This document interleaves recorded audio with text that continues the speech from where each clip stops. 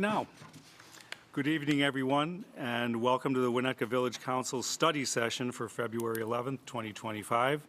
I'd like to call the meeting to order, ask everybody to mute your cell phones or other electronic devices, and I'll ask Rob to do a roll call for attendance. Thank you. Trustee Apatow? Here. Trustee Orsic? Here. Trustee Handler? Here. Trustee Dearborn? Here. Trustee Albinson? Here. President Rintz? Here. All right, item 2 tonight is public comment. This is the time of the evening where anybody who's in attendance can come up to the podium and share your thoughts on anything, on any items that are not on the agenda. So if you're here to talk about energy, don't come up to the thing now. If you are here to talk about something else, you're welcome to come up and share your thoughts. Come on up.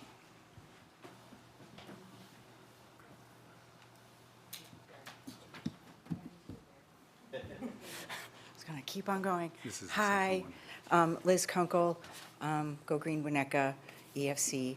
And I just wanted to say honestly, thank you in general for what you do for the village. I hope tonight isn't one of the nights you feel like your jobs are thankless, because they're not. Tonight's when they're like most important of all. So just thank you. Number 2, more specifically on the environmental front, thank you for hiring a sustainability coordinator. Honestly, obviously it's something I've been asking and advocating for a while. Elise has only been on the job for a couple of months, and I've already really appreciated the talent, the capacity, the knowledge, the skills that she brings to this. And so thank you for showing your openness to all of it. Just again, thank you. Thanks, Liz.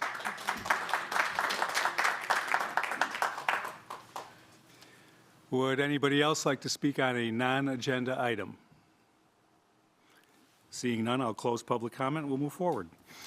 All right, the meat of the evening is the IME contract renewal follow-up, Winnetka Future Energy Supply Considerations. Tonight, representatives from IMEA and Council will continue to discuss the proposed IMEA contract extension. Before I introduce Nick Narhi, I wanted to just have a couple opening comments. Just out of curiosity, how many people either viewed or attended our last study session on this subject? Oh, great. Good. One of my biggest concerns is that as we move through this process is that the public comes along with us. And there was a lot of unbelievably useful information that came out of that last meeting. And I think what really came out of that was a clear understanding on the 7 people up here who get to vote on this, just how difficult a decision this is going to be. From a financial standpoint and from a business standpoint, there aren't a lot of places to go. And I'm just being frank before we get into the conversation. It's a really, really tough haul. I recognize this is a global issue. And here we are in 11,000 people, Winnetka, having to deal with something that's near and dear to our hearts as citizens of this community, namely our electric system. And also, it brings into play a lot of these global issues, such as, what do you do with coal fire plants? I know a lot of people in this room have the answer, but we're still trying to figure it out here. So what I'm hoping is that everybody in the room tonight understands that this council has been putting in a lot of work on this, and we've gained a lot of knowledge, and we're hoping that you take the time to understand what we've learned so that you can help us make a better decision. Coming to the podium and telling us how bad coal-fired electrical plants are and how horrible it is for the world, we all know that. If you want to reinforce it, it's your 3 minutes. You can do what you want.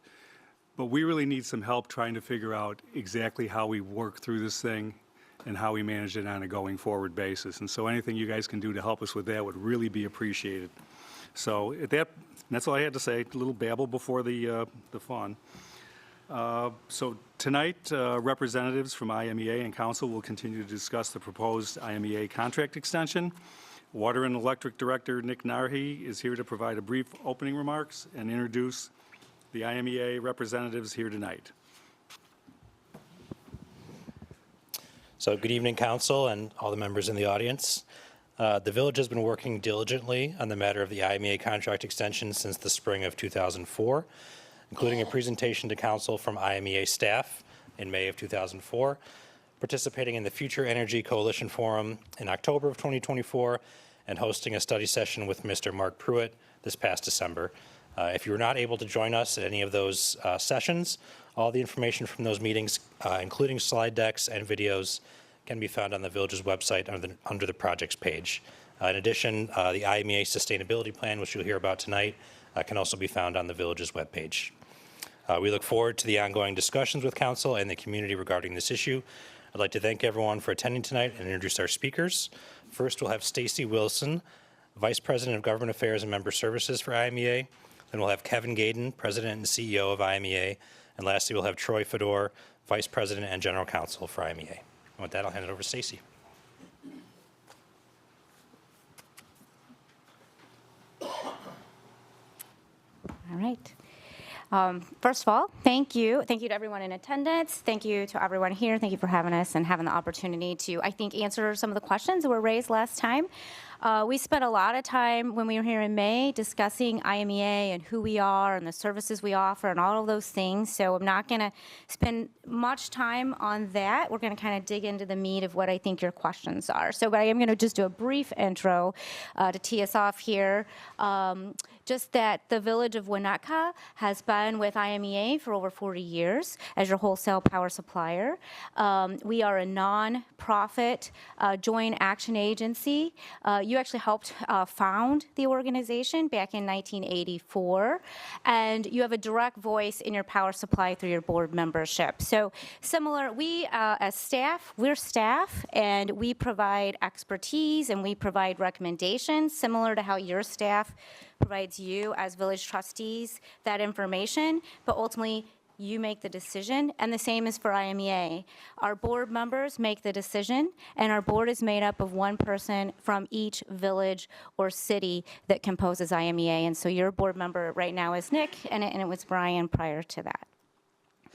We offer a host of, we work every day with the mission of providing reliable power at low cost. We are diversifying the way we supply power.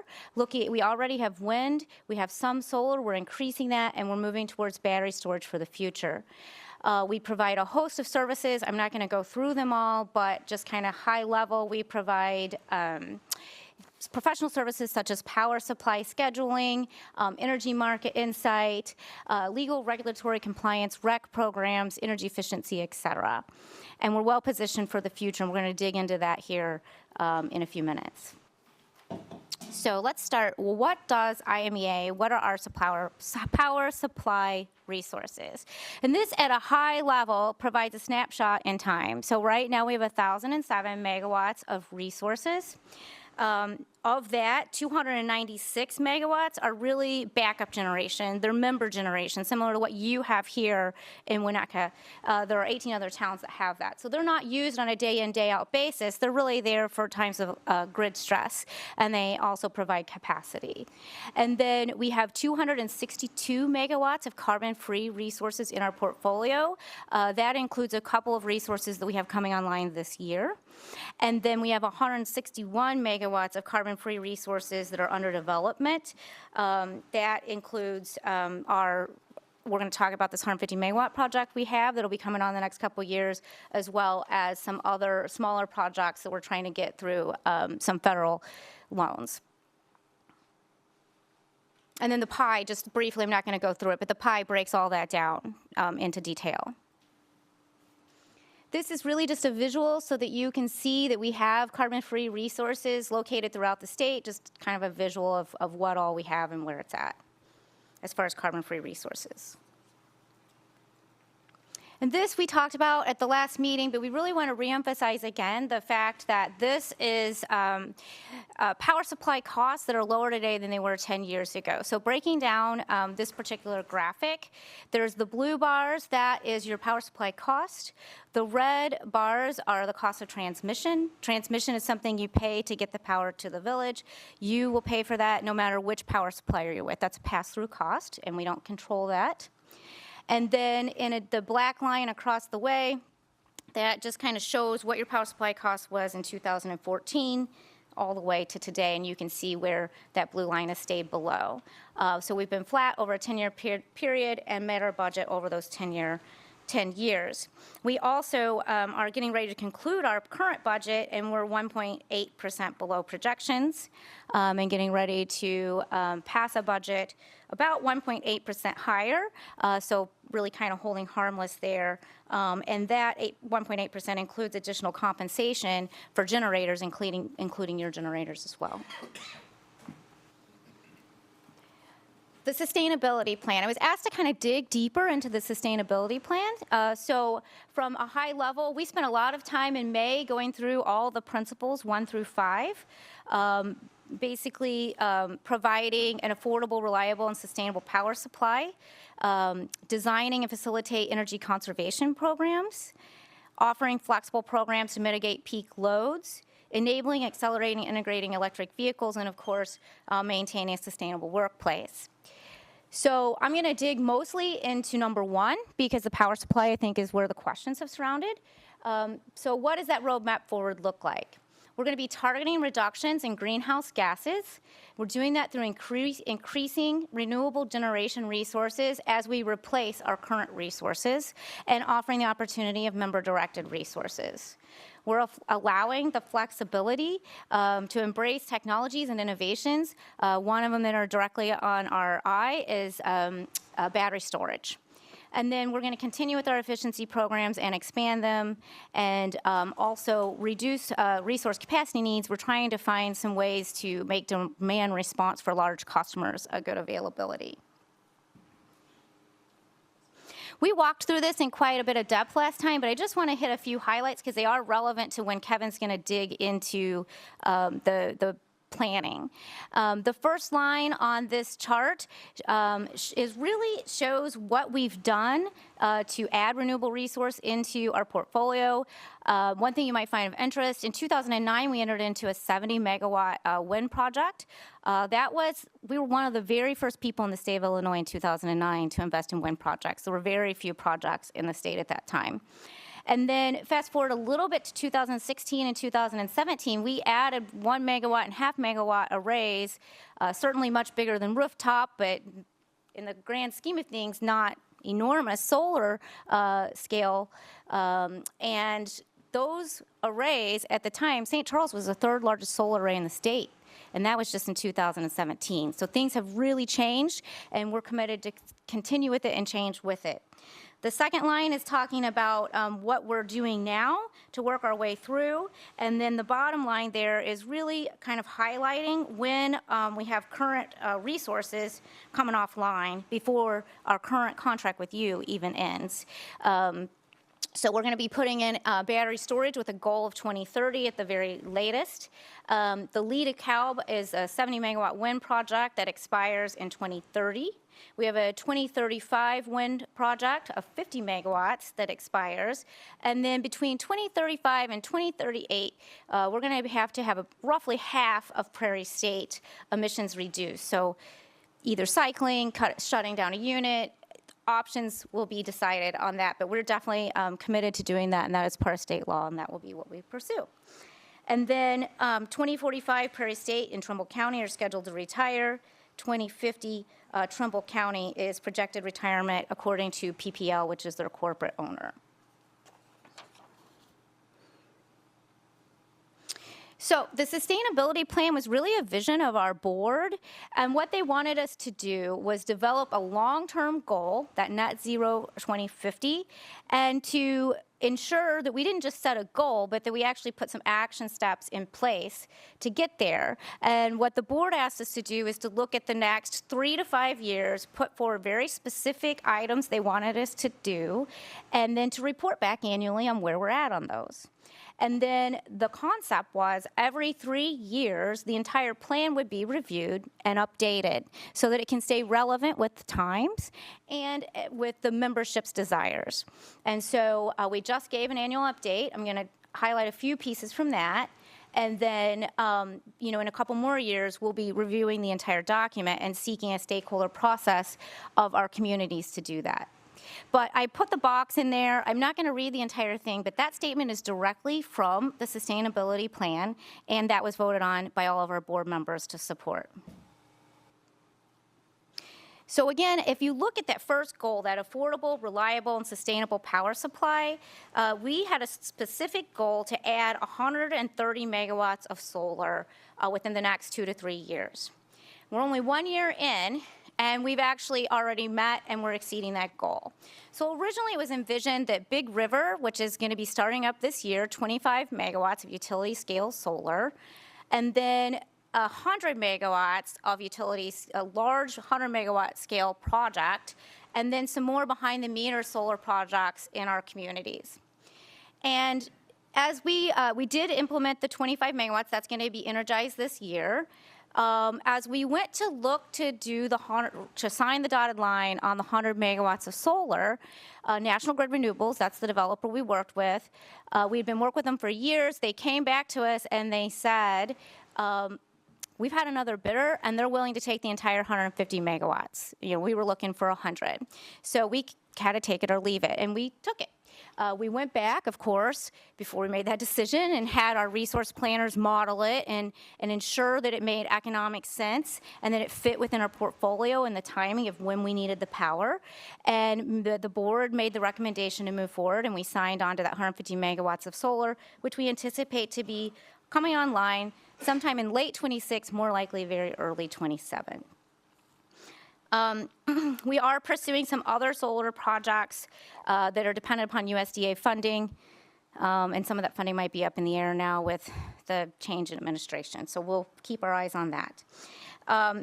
The other goal that we had was to do a study on battery storage so that we can begin to incorporate that into our portfolio. So we did budget for that consultant to move forward. Our planning staff have met with over 10 developers to determine the best way to maximize the study. So they've put forward parameters of what they want that study to look like and what to assess. I've highlighted a few here: financing, effective location, that's very important, and then also what the member rate impacts will be. In sum, the energy industry is a dynamic industry, and we are moving forward with it. And so with that, I'm going to turn it over to Kevin to dig into what that looks like. Thank you, Stacy. I appreciate you all coming tonight and appreciate the opportunity to speak more deeply with you. My name's Kevin Gaden. I'm the president and CEO of the IMEA. And I apologize for the glasses. I can't decide whether or not I can see or not see, so I can see you fine. I just can't see very close. As part of our long-term resource planning objectives, Stacy talked about the 150 megawatts of solar resources we just added.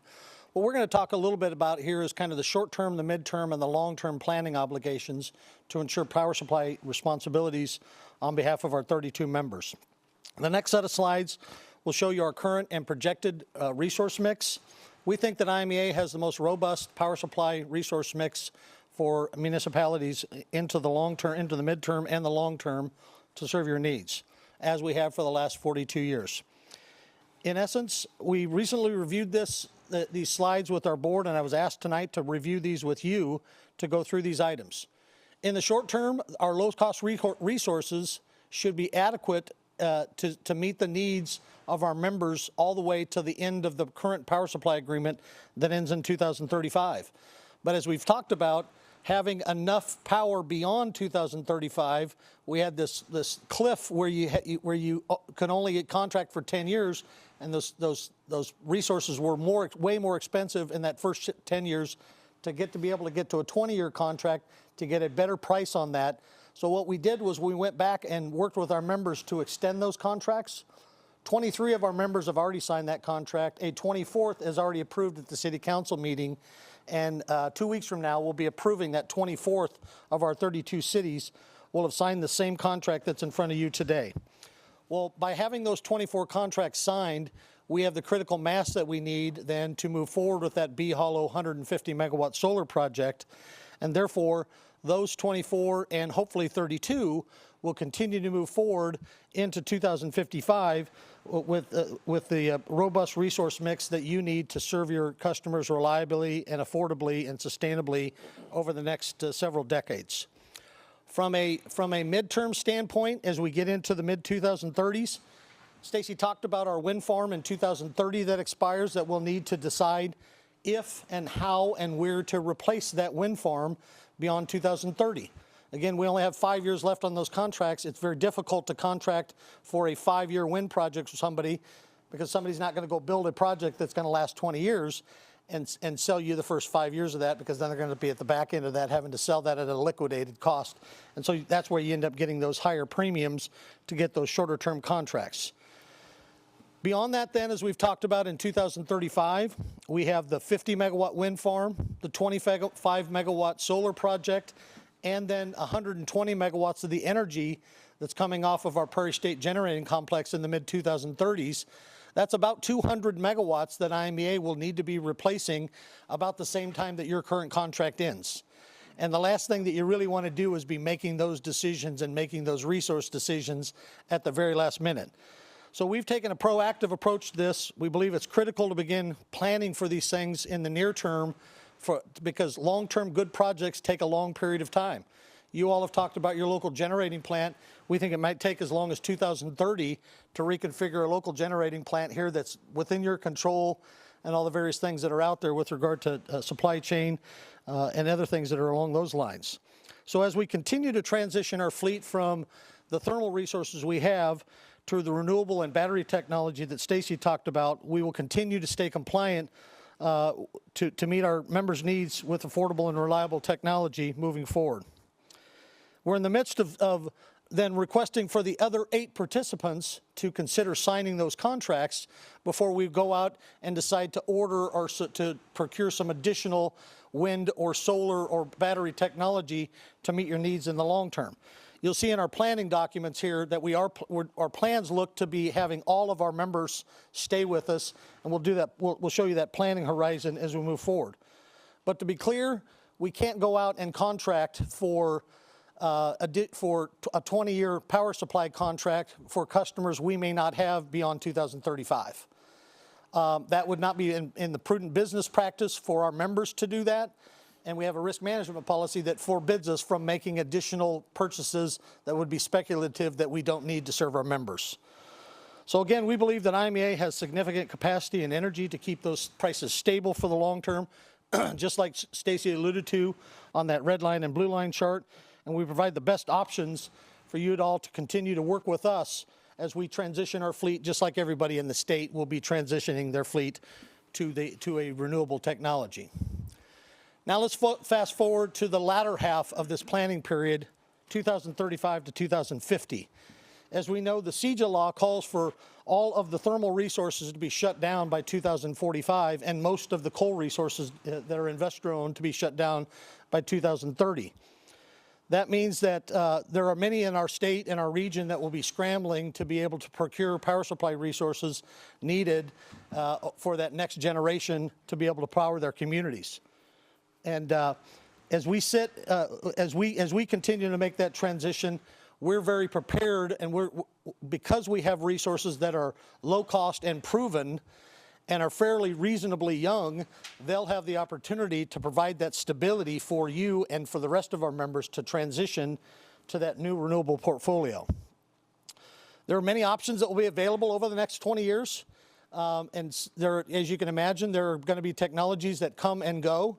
For example, there's some solar fields out in the Arizona desert that have not been proven to be cost effective recently, and they've decided to shut those down 10 years into their operation. So as we continue to look at those opportunities, the latter half of this time frame gives us a lot of options to look at and a lot of planning cycles to make those determinations as we move forward. That allows us to check and adjust and allows our board to make those decisions.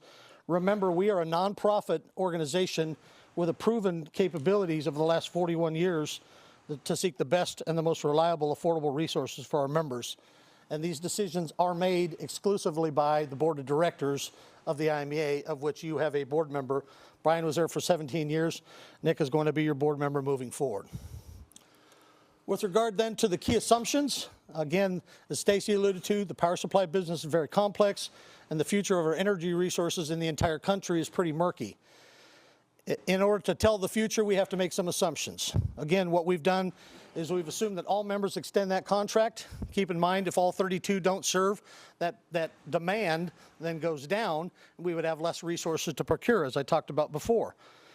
with regard to the Big Rivers solar contract, that 25 megawatts, we have a provision in there that says if we can get at least 667, we're about a 1,000 megawatt system. If we can get at least 667 megawatts, we can extend that contract from 2035 to 2050. It is a very attractive 25 megawatt solar contract we'd like to be able to keep. We are planning on historical load growth, about 1% per year. Understand that others might see that being differently. We've actually seen some of our load growth actually shrink on a regular basis. Time will tell whether that carries out. From a Prairie State and Trimble County standpoint, based on historical operations of those plants, we will plan to reduce our emissions at Prairie State in the mid-2030s and retire them in 2045. You see Trimble County will retire in 2045 and 2050 respectively. Remember, generation is not normally operated very often, about 1% of the time. We're expecting that to continue to stay the same, however, provide a very valuable capacity resource for us. And from an energy efficiency standpoint and demand response, those programs, in some cases, people use those as power supply resources. We look at those as reductions of load. So if you turn your attention then to a very key consideration in the long-term planning and operations of a grid is you look at the difference between nameplate capacity and accredited capacity. And I think Mr. Pruitt went into some of this at his prior presentation. As we turn to more renewables, the nameplate capabilities, we're going to have to procure more nameplate capabilities to meet those same accredited load obligations. PJM, the Pennsylvania, Jersey, Maryland RTO, makes those rules, and they say that each load-serving entity has to have at least their peak demand plus 15% reserves in their portfolio in order to meet those needs. They don't base them on the nameplate capacity, they base them on the accredited capacity, and I'll get into that here in a second. If you look on the right-hand side, you see in the upper section of that, Prairie State and Trimble County, the nameplate capacity is very similar to the accredited capacity. And as you look at, for example, our wind is 120 megawatts today. We get 30 megawatts accreditation for that. I'll show you a little bit how that will change over time. The very next slide, as you can see here, is the PJM accreditation for resources. It's a very busy slide here, but as you see, the onshore wind in 2026 gets accredited for 35% of its nameplate.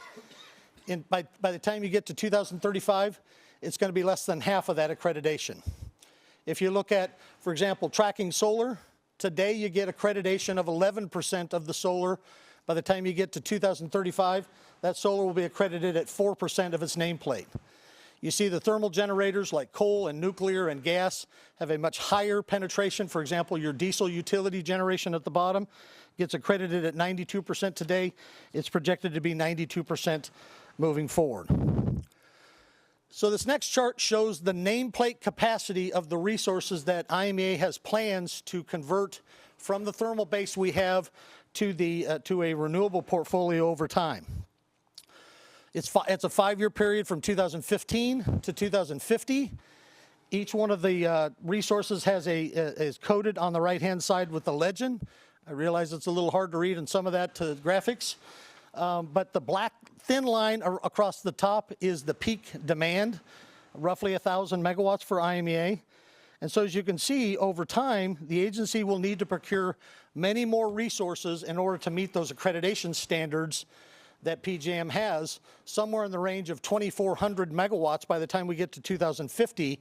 You see, as we are in 2015, 2020, pretty close to the amount of accredited capacity we need is the accredited capacity or the nameplate capacity we have. So as you can see, as that transition happens, we'll have to procure many more resources to meet those needs. I will point out that the gray are the current coal generating facilities, and the black ones are the black one underneath the line shows the coal assets that we have either terminated or retired in the past several years, and that black line will continue to grow as those thermal resources continue to get turned down. So you can see the details about the information here from the nameplate. If you move forward then to the next slide, it shows the accredited capacity. The accredited capacity is exactly the same amount of capacity I just showed you on the prior slide. It is just enough to meet our target requirements to meet our loading capabilities. So remember that last slide showed you we needed that much nameplate? This is how much accreditation we will get from PJM with the resources we have. It may appear that we're procuring way more resources than we need, but that's what we're going to need in order to meet those requirements. I also want you to recognize that even though we have procured all those resources, there are going to be times when, if in the dark or a dark, cold winter evening, if the wind isn't there or the sun isn't there, that we may still be out there in the market buying. Likewise, on a sunny spring day when the wind is blowing, we may have way more than we need to be able to fill our batteries or to serve our load. We may be selling that into the marketplace. So as you'll see as we get to the next slide, a little bit about the energy production that comes off of these generators. You can see over time, that slide shows that the thermal generation continues to cascade down, and the green is the wind, and the yellow is the solar, and the crosshatched is market purchases or carbon-free dispatchable resources. That also then also keeps in mind that you see that there's no battery on there. What we would anticipate is the battery we had in our capacity, the battery would be used to charge those batteries so we can dispatch that when we need it. Right, typically in the summertime, it's right after the sun goes down, but the loads are still fairly high. So in essence, IMEA will be on the market some of those times to be able to serve our needs, but we will continue to work with our members to serve you on a reliable and sustainable and affordable basis, just like we've done over the last 41 years. And we look forward to talking with you about any of the other questions that you all have. So unless there's any, we'll just turn it over to Troy Fodor, who will cover a couple of the contract details as we move forward.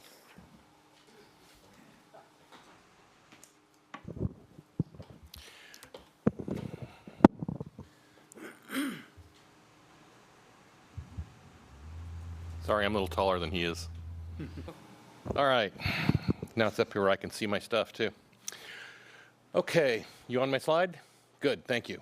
So, the question to me is, new IMEA contract, why now? The answer is, the resource transitioning has already started. You've heard Kevin and Stacy both talk about that B Hollow 150 megawatt solar contract that we just entered into. The only reason we were able to do that is because 23 of the members had signed to extend their contracts through 2055. If we had not been able to get them to extend, we would not have been able to do that contract. We had been talking to National Grid for years. We had been trying to maneuver a way for us to do a 10-year deal, possibly with a buyout bubble if we couldn't get people to sign up later.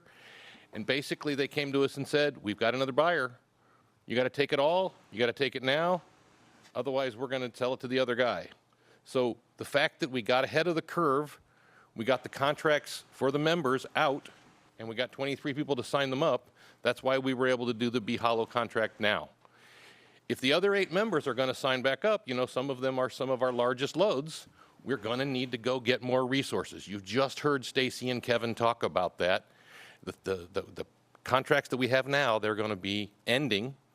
Those resources either get replaced or they don't get replaced, depending on what members have come and signed up for contracts. So the answer to the question is, it's impossible for us to plan if we don't know how much power to buy, and we don't know how much power to buy until we've got commitments from the members. If you turn the slide, this is a little timeline that I can give you an example of that B Hollow contract. It is taking 9 years to develop a solar contract. B Hollow started looking at preliminary site review back in 2018. We weren't talking to them about B Hollow yet, but we were working with them on other projects, so we were aware this was coming, and we were planning for the future. 2020, they were finally in the MISO queue, but it took 4 years to get through the MISO queue. You have to do one study, and then you get the results of that study back, and there's basically 3 or 4 studies in that MISO queue, and you're waiting for everybody that's in line in front of you. And so you might say, well, why don't they just approve everybody and let them all in? Well, if you approve everybody, you're going to have an imbalance on your national grid, and the thing's going to fall down. They have to be very careful about where the inputs are, where the outputs are. It's really complicated stuff that I don't know. I'm just a lawyer, right? So it takes the 4 years. It has always taken the 4 years. They're really slow right now because they've got such a backlog. But the bottom line is, they started talking to us seriously in 2022. It took us until 2024 to get pricing out of them because they don't know what their prices are going to be because they don't know what their interconnection costs are going to be from that MISO queue. We finally got them to where it was close enough that we could do the contract. There was a little contingency in there in case something came in on that last study that made it go up, and thankfully it didn't, so we know what that price is going to be. The thing is going to be online end of 26, probably the beginning of 27. That's how long it takes to build even a solar farm. If you were trying to build the small modular nuclear, it takes even longer. So why do we need a new contract now? We need a new contract now so that we can go out and negotiate for or make a decision to develop ourselves the resources to serve your needs for the future. And we can't just serve the next 10 years. Nobody will do that 10-year contract. We tried. So, all right, there's one other thing on the contract that I want to highlight here tonight. Again, we had a longer discussion back in May when we were here about lots of the other issues. The member-directed renewable is a new option that we're offering this year with this contract, this time around. It's up to 10% of your peak demand that you could go do your own renewable project. You can do it behind the meter. If you've got some land in town and you want to work with a developer, build it, own it, that'd be great. You can also work with a developer behind the meter with a vendor to build it and own it, and then you can do a power supply agreement. We've negotiated several of those. We've got 5, 6, 7, 8 of those right now, right? So, or you could go out and you could negotiate with a vendor, with a developer like BeHollow, and you could try and buy a portion. Now again, you heard Kevin talk about that 25 megawatts. The 25 megawatts is out of like a total plant of 212, okay? So we were able to negotiate a small piece of a bigger deal. The last deal, we tried to get 100 megawatts. We couldn't. They said, take the whole 150 or we're going to sell it to somebody else. So those opportunities will be there under this member-directed resource option. The village would be able to go out, negotiate a deal. You bring it back to IMEA. If you guys like the deal, you sign the deal. We'll do the scheduling. We'll put it in the RTO market, the PJM market for you. We work in that PJM market every day.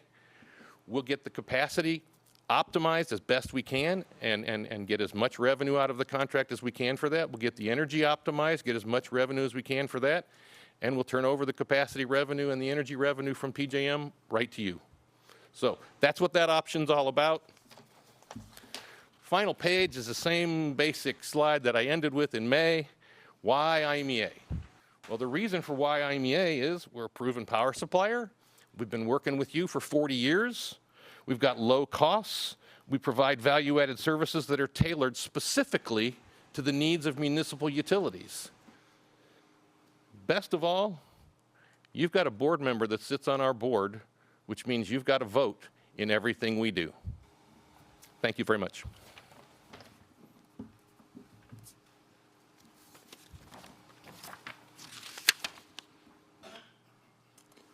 Okay, next step here is, well, we might as well hear from the council, from the public first. So we'll go into public session first, hear what everybody's got to say, and then we'll bring it back up here and bat some ideas around or and ask some questions.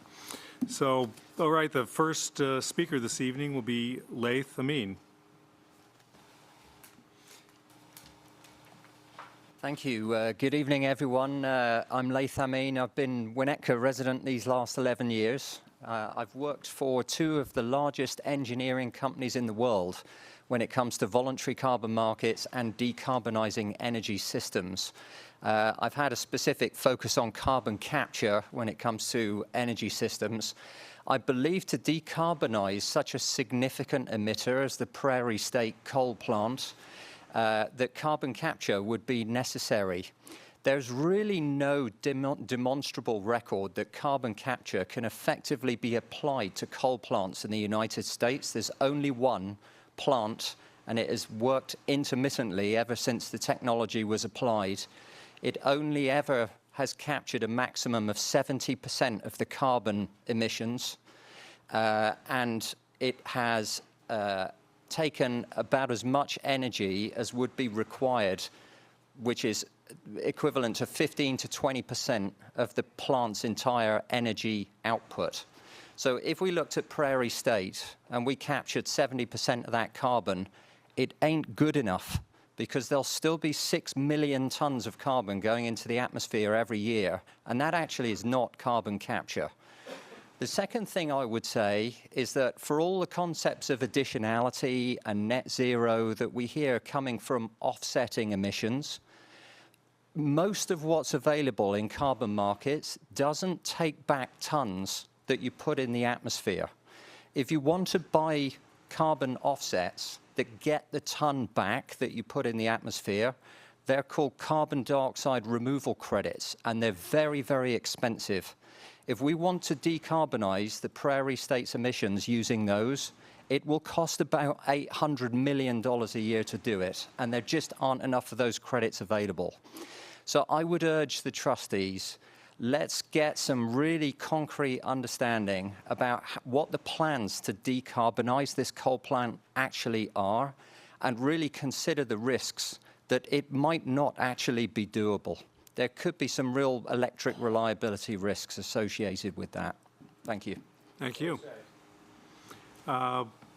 Next speaker will be Tom Barron. Hello, my name is Tom Barron. My wife and I have lived in Winnetka for 32 years and raised our children here. I've been in the investment industry for over 40 years, and I'm currently involved in several companies in the energy, climate science, and data analytics sectors. I strongly believe it is in the best interest of the village to delay signing an extension of the power purchasing arrangement with IMEA and to ultimately decline to do so. My comments will be centered on the financial reasons. Aside from the fact that Prairie State is the largest emitter of carbon in the state, locking in a long-term contract that will run to 2055, 30 years from now, does not make any business sense when you consider the rapid change in the technology behind the sources of electricity generation in the electric power industry. I believe the village can only benefit by taking your time and making a thorough, well-researched decision. Please don't be pressured into making an unnecessary early renewal. We also do not need to sign a contract with a physical coal-burning plant like Prairie State. There are plenty of wholesale power marketers with whom we can contract for supply in whatever form we want. Renewable only, mix of renewables and nuke, or a general mix including fossil. These are not fly-by-night operators. They're well-financed wholesale marketers of energy, including multi-billion-dollar companies like BP, Shell, Constellation, NextEra, and Wall Street banks that can carry low credit risk and provide uninterrupted power. As you know, electricity is a market. It's a traded commodity just like corn, soybeans, or oil. The IMEA is old school. Lock into a long-term supply contract with a generator. The IMEA got its members in the pickle they're in now and should not rush to renew. The pickle with IMEA is locking into a long-term contract with Prairie State at what has turned out to be a very high price and with the largest polluter in the state. As a traded commodity, electricity can now be purchased using sophisticated financial risk management strategies that can be deployed to provide long-term price stability for residents, but that can also change with the times and allow for adoption of new technologies or other societal goals like clean energy. The village can also structure contracts that allow for local sourcing if that's an objective. While other power generating technologies have declined and may continue to do so, Prairie State's costs will rise before 2055, probably significantly. Under current Illinois law, Prairie State is required to reduce greenhouse gases by 45% by 2038 and completely eliminate them by 2045, 10 years before our contract expires. To meet these mandates, Prairie State will need to install unproven carbon capture and storage systems that could more than double the coal plant operating costs. In closing, let me first say thank you for your service to the village. It's a tough decision. I urge you to take your time and consider the financial risks and the loss of control of the costs and sources of energy for the next 30 years. Thank you. Thanks, Tom. Cal, it's a thing with me. I've said it before. This is a village meeting. It's not a sporting event, so we don't clap and applaud and cheer and boo. we just come up and say our thing and move on. Next speaker will be Derek Van der Vorst. Van der Vorst, yes. Good evening, Derek Van der Vorst. I've been a Winnetka resident for about 5.5 years. I'd like to add 2 comments. One is, as a resident, what I've really missed is being able to charge my car at night at a lower electricity rate. So that's one thing that I think if you go to other suppliers, you have that flexibility, that freedom. The other part is when I talk to friends in neighboring villages, they actually have the choice to choose green energy. Now, we don't have that choice now as residents. So that's kind of my concern as a resident. On the business side, I'm actually building a solar manufacturing plant. We're basically in the next 5 years putting up a 1 million square foot building that will produce 4 gigawatts of power in terms of solar that we will sell countrywide. And we also have basically 240 acres of solar with our own panels that will power the factory. So that will generate enough power to power the factory, of course, with batteries to make sure that we can run 24/7. The point I want to make is that this is possible now. I understand some of the comments that, of course, were made that you need to plan ahead and utility-scale solar takes time. There's a lot that can be done behind the meter. There's a lot that can be done if we, see how we can manage the use of the residents. So I also think it would be better to look at alternatives because they are available. And I don't envy the IMEA team because you're stuck with those 2 coal plants. But if it was me, I'd like to close them sooner rather than later. Thank you, Derek. Next speaker will be King Poor. This is fine.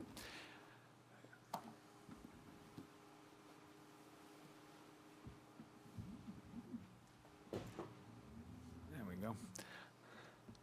King Poor, 735 Walden. One word comes to mind when I think about how you begin this decision, and that is humility. We've seen a lot of statistics, plans, and you're being asked to look out into the future 10, 20, and 30 years. And these are all well-intentioned, they're all well thought out now, but in this market, which is rapidly changing, and I've even heard that it's somewhat murky, things can go wrong. And these slides might look a whole lot different in 5 years from now.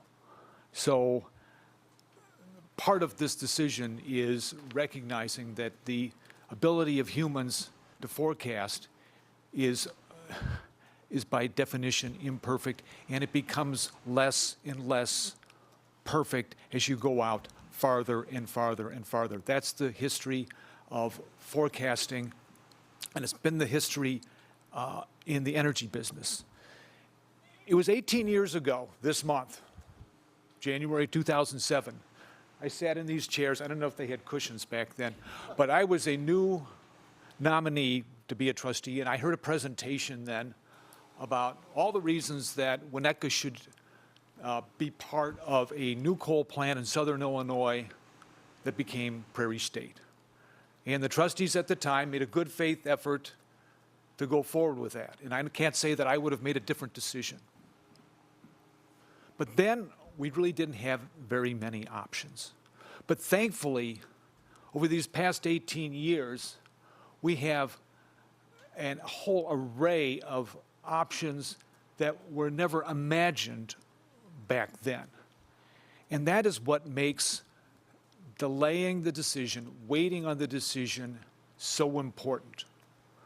Because to really understand this, all the options that, such as Tom discussed, the other wholesalers and the like, or all the other questions about financial issues, things like not only carbon capture, but coal ash. We haven't really heard about that. That could be a major component of cost. There's a coal plant of this size creates an enormous amount of coal ash That's a tail liability that goes forward. So all these things come together in a way that says, in the next 2 months, I don't see how you can make a good, well-informed decision that's relying upon forecasts that are going to go out 10, 20, or 30 years ago. So, but what can we say, what else can we say? And that is that if you do make the decision to sign up now, you're going to be closing the door for the next 30 years, with the exception of this 10% carve-out for Winnetka Zone energy, for Winnetka to make a meaningful decision about its energy choices. And we're going to be stuck. All the other communities on the North Shore will have far greater freedom of choice as to their energy choices. And that's another reason to pause and ask these hard questions about things like, why is it 10%? Why isn't it something bigger? Because when you have this uncertainty that goes to the future, then shouldn't we as a village have more flexibility when we have all these other options? We didn't have these options 18 years ago, but we do today. And there are other suppliers out there that can provide that. So that is a powerful reason not to sign up now and to wait. And a good decision will probably take waiting and learning more. How long? Time will tell. But doing it within the next 2 months, we've already seen that Naperville is probably not going to do that. They're the biggest member of IMEA. So there are many good reasons, financial, and then just the whole idea of providing our residents with energy options that all the other communities will have will really disappear if you decide to sign up this contract now. So ultimately, this decision is not just about people who live in Winnetka now. It's about those who come after us. And so for their sake, we really owe it to them to pause, take our time, and do the kind of analysis that's going to take more than 2 months. It's going to ask more of the hard questions. And it's going to give Winnetkans the sense that they have the kind of energy choice that other communities have. And that's what we owe. So thank you. Thanks, King. All right, next up is Debbie Ross.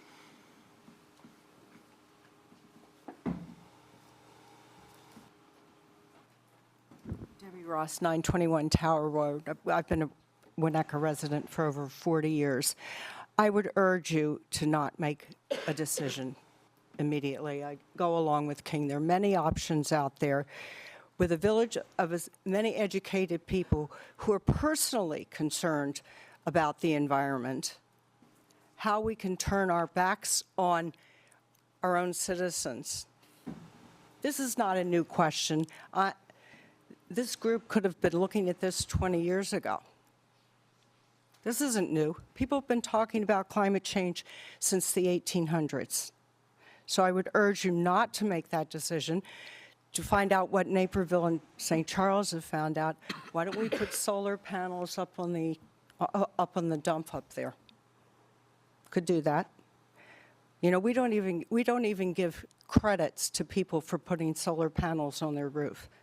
That is so passé. And it's the future of my grandchildren.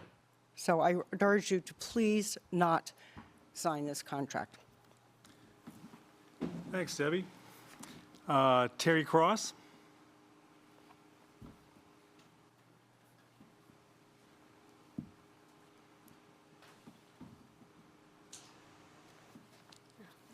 Hi, guys. Oh, okay. Terry Cross. I'm a resident since 1989, and I'm at 828 Bell Lane. I sent a letter earlier today. I'm just going to summarize that because I kind of want it to be on the public record. So this is a summary of it. Now I've used up half of my 3 minutes. Okay, I've been looking forward to tonight's meeting and hearing more about IMEA's proposed plans for our future energy needs. Here's why Winnetka should approach the IMEA proposal with a healthy dose of skepticism. Number one, IMEA's main source of power, Prairie State, has been operating without a Title V operating permit for at least a decade and is currently being sued by Sierra Club because of it. Number two, if I'm reading their annual reports correctly, IMEA appears not to be making any progress in increasing the percentage of the power they provide that is from renewable sources. Compare the following statements from their own reports. 2021, IMEA was generating about 11% of its energy from renewable resources. In that same report, they also proposed to reduce their reliance on coal by 24% in just 1 year. 2 years later, 2023, IMEA claimed that the percentage of its load that was being served by carbon-free resources was, again, 11%. 2024, IMEA stated in its most recent annual report that carbon-free and/or renewable energy resources provided, quote, slightly more than 10% of IMEA's energy requirements. IMEA's own metrics suggest they're not moving the needle at all. At this rate, they will be unable to achieve the emissions goals set for them by the CEJA, the Climate and Equitable Jobs Act, but since they seem to be operating without a permit anyway, what's another violation? Number three, if Prairie State believes in and is actively pursuing carbon capture and storage to lower its emissions, we must ask ourselves, why is IMEA not promoting this? CCS as a technology has never been proven to be consistently successful, especially at such a large scale. Number four, IMEA has programs to support the installation of EV power stations and residential heat pumps, both of which increase the need for IMEA's dirty electricity. But there are no programs to encourage residents to decrease the need for IMEA's power by installing rooftop solar. As one of the very few rooftop solar owners in Winnetka, my husband and I missed out on a $3,000 rebate that any of our neighbors in Glencoe or Wilmette would have been able to take advantage of. Further, without net metering, there is no chance that we will ever recoup our costs to install the panels. In fact, over the past 22 months since our panels were installed, we produced 44% more electricity than we used, and we still paid for electricity. Is it any wonder that only 0.003% of the households in Winnetka have installed solar? Number five, IMEA's proposal allows our village to generate only 10% of our power from renewables. Why is this? We should have the right to generate or purchase as much clean energy on the market as we want. I crossed off a couple paragraphs, sorry. So, quickly, Chris, you asked for it. So what do we do? I have no idea. But there are a lot of people out there with expertise in this field to help us explore those options thoroughly. These options could include an updated state-of-the-art power station on the lakefront, solar panels on the old landfill, and additional solar panels on buildings all over town, as proposed by Derek. As I understand it, there are government and private grant funds available. A consultant could help us figure out financing options for any of these proposals. We have 10 years to figure this out, and the energy landscape on both the supply and demand sides is changing rapidly. Let's take our time to explore our options and make sure we do what's right for Winnetka. Thank you so much for your time. Thanks, Terry. All right, Ivy Sundell.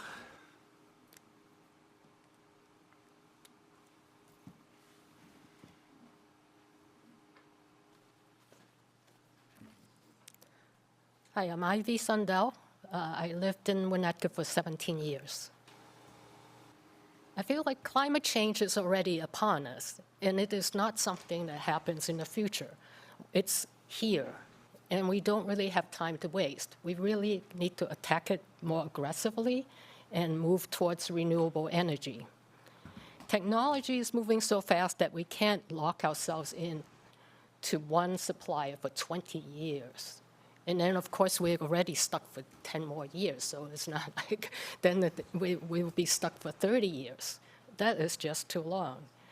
I urge you to get competitive bids to maximize our renewable energy supply with the anticipation that since we've been encouraged to switch from gas to electric appliances, heating system, the cars, everything, we'll be using even more energy, more electricity in the future. We need to be looking for bidders who can supply us with the most renewable energy, the soonest, and with the shortest contract period. I am not an expert, but for me as a homeowner, if I have any contract, I look for multiple bids. I don't just look at the existing supplier and say, let's just go with that. So I think I urge you to please look at all the other suppliers and get more bids for this project. Thank you. Thank you, Ivy. Meredith White.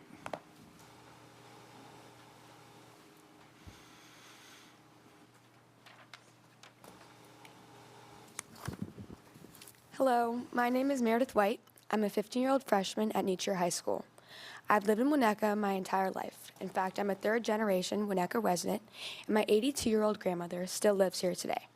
Winnetka is my home, and I hope someday to raise my own family here. The name Winnetka, as you may know, is Indian for beautiful land, and nothing could be more true. My friends and I love living here. We talk about it all the time. The town, the beaches, the school. You couldn't ask for a better, more beautiful place to grow up. I think I speak for my entire generation in saying that we care deeply about the planet in ways past generations have not. We see ourselves as stewards of the planet, and we must leave this place better than we have found it. I worry that if we agree to this contract, we risk leaving this beautiful land of Winnetka in worse shape than it is now. I'm here tonight to ask you to give careful consideration to the future of Winnetka's electric power. From my 15-year-old perspective, it seems ridiculous that we would enter into a contract that binds us to coal power through 2055, especially when the future of clean energy is so promising. We are making such great strides in the areas of renewables. Why would we bind ourselves to something that has potential to be outdated in 10 years? In 30 years, coal power electricity is going to be as outdated as the rotary dialed phone is today. I'm here to tell you that this is not what the future generations of Winnetka residents want. We must embrace the future and all its possibilities, and we can't do that if we are tethered to coal for the next 30 years. I strongly believe that my peers and I will be willing to work to solve this issue, because in 30 years, this won't be your problem, it will be ours. Thank you. Thanks, Meredith. Okay, we've got one more here, Melissa Mizell.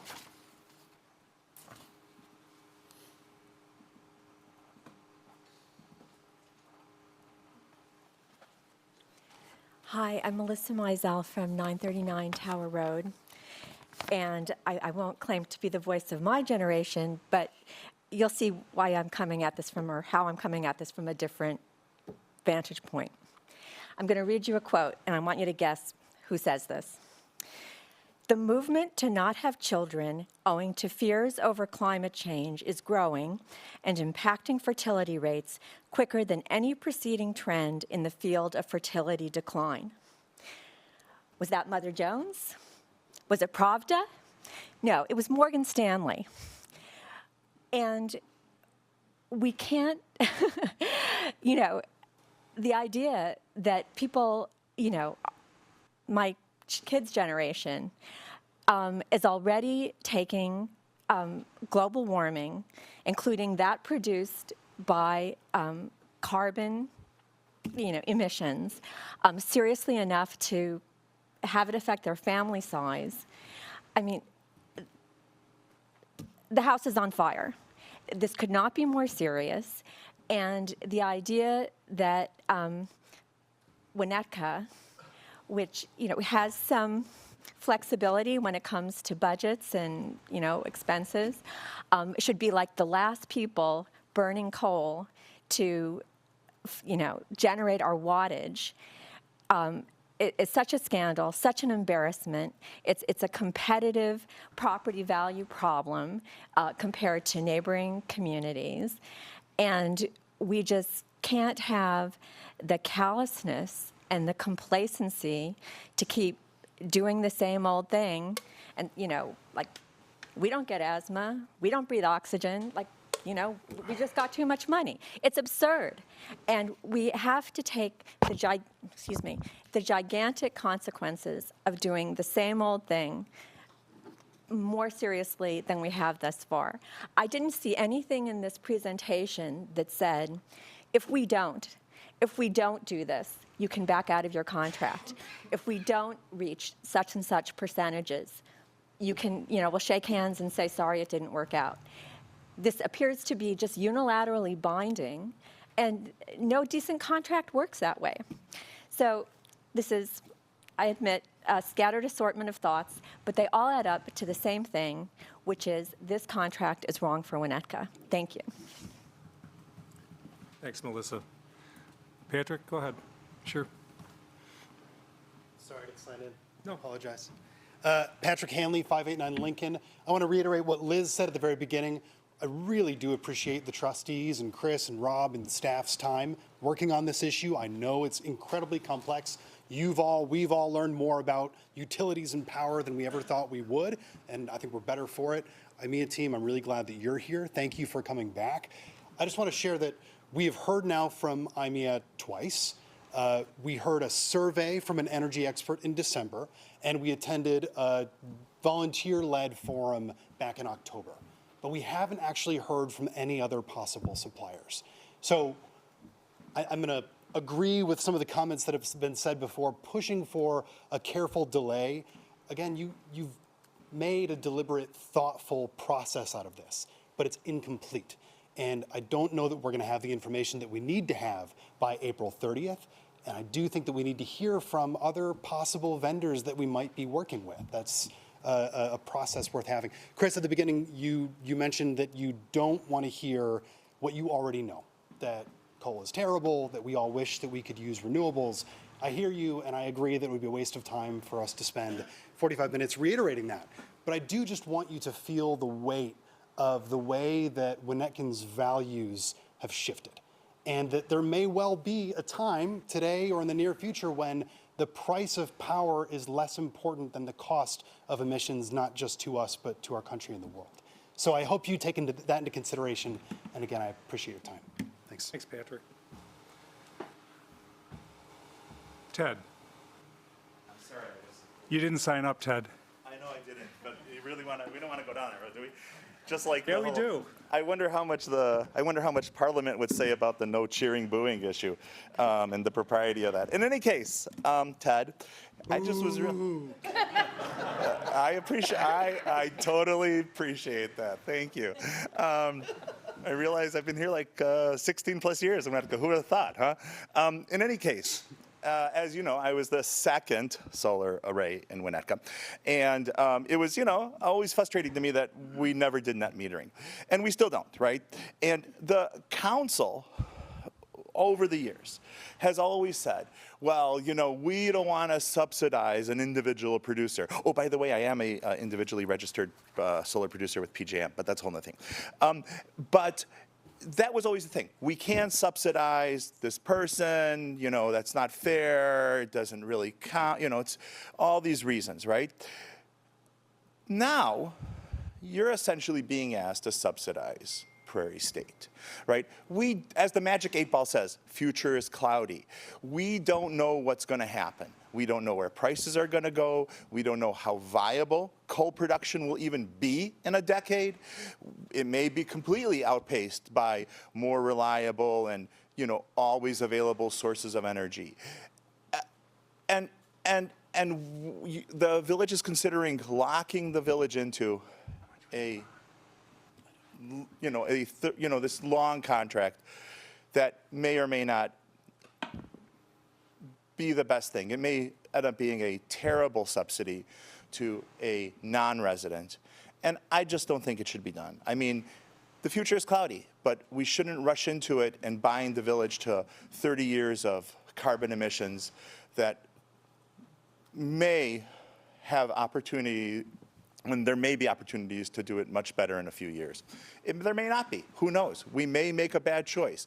But I don't think that the 30-year extension on this contract is a good choice. So, thanks. Thanks, Ted.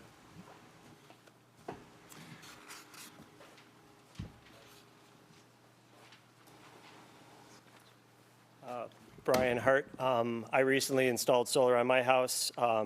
Again, I echo the net metering issue. I'll echo everyone else's concerns. The one thing I would like you guys to consider when looking at these is really about the financials of this. The true cost of coal and other types of carbon emissions is not just the 17 cents a kilowatt that we pay.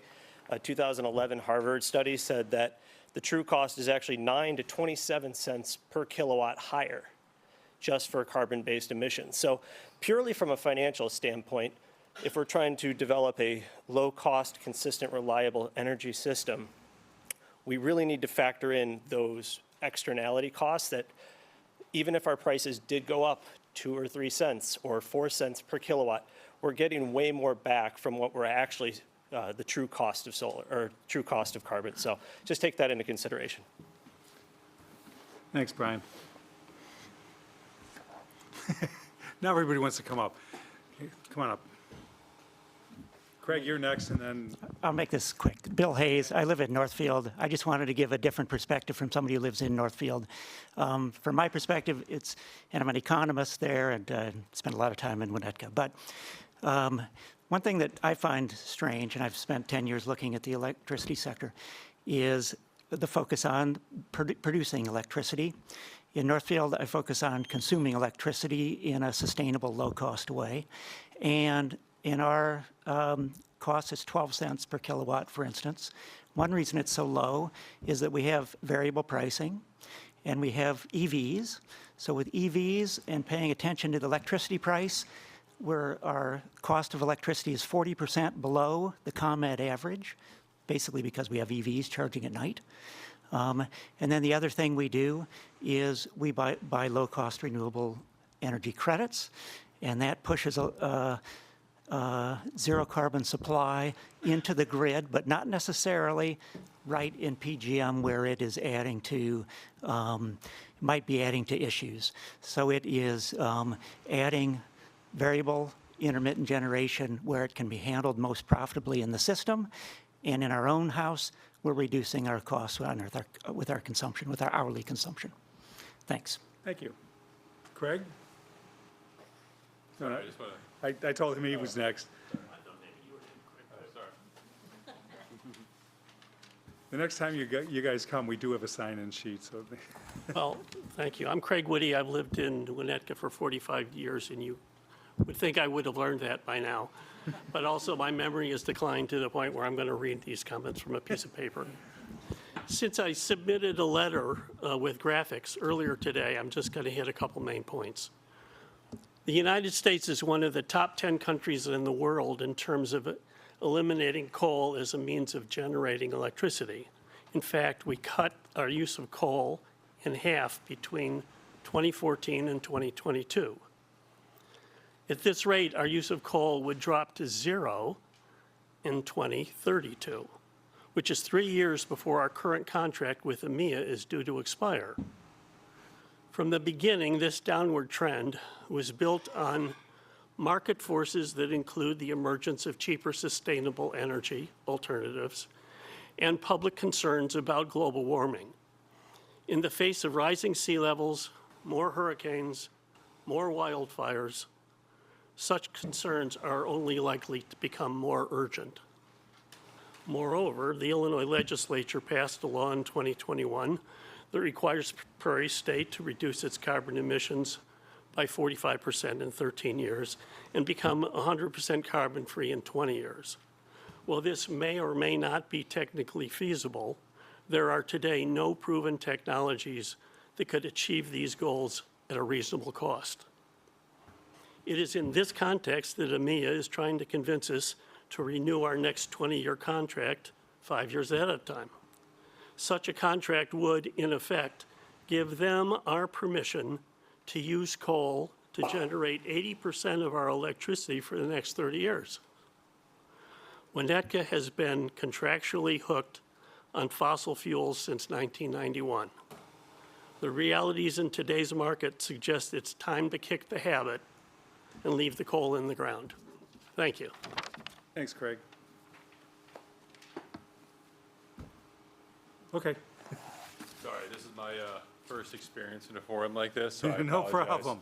But I did want to share a little bit of a, voice from the younger family generation of, how this is, a very diversified group of, individuals to help. So thank you for the time and considering all the options for, 15-year-olds to, 95-year-olds. But I think one of the big things that I wanted to emphasize is how important the variable of time is, right?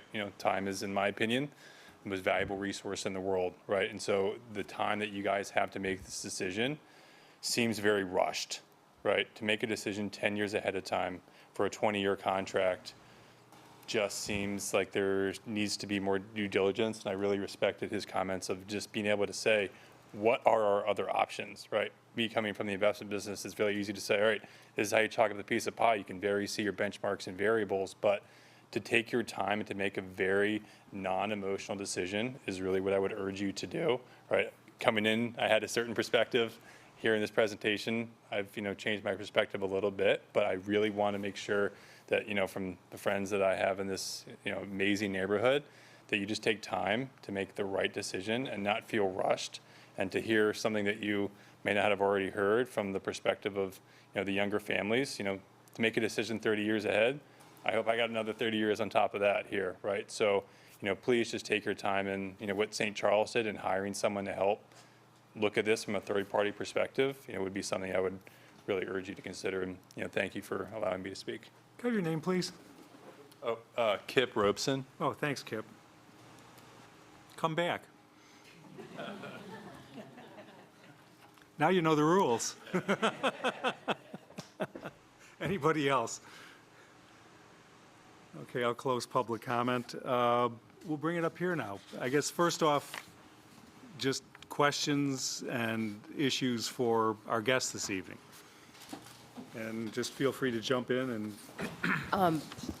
I had one question. If the other kinds of electricity, like solar, wind, if everything becomes less expensive than the coal, are you still obligated to use the coal mine, or would you shut it down earlier?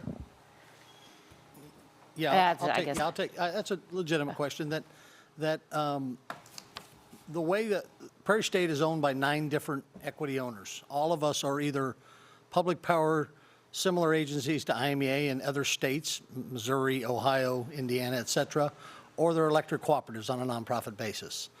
And if there's a point in time where all of the owners at Prairie State say that there is a more cost-effective way to meet the load and resource obligations that we all have to serve our customers. For example, if a power supply came that created the reliability that we have at a cheaper cost, and that it could be proven over a long period of time as a nonprofit entity, and all of us are nonprofit entities, we would have the incentive then to shut the facility down, decommission that, and then move towards that technology, and we don't have any profit motive at all to stop doing that. And so if that technology were available, we would be aggressively taking a look at whether or not that's something that we and everybody else would be interested in doing. They have the very same interest in mind as does IMEA. Again, they are our peers in Indiana or Missouri or Ohio. They're also nonprofit, basically joint action agencies whose job it is to procure, to aggregate the load, aggregate the resources, and deliver it at the most reliable and cost-effective means. And if it's out there, absolutely, I think it's something that we would do. The issue is that technology doesn't exist today. Go ahead, keep going. I just want to follow up on that question, though. If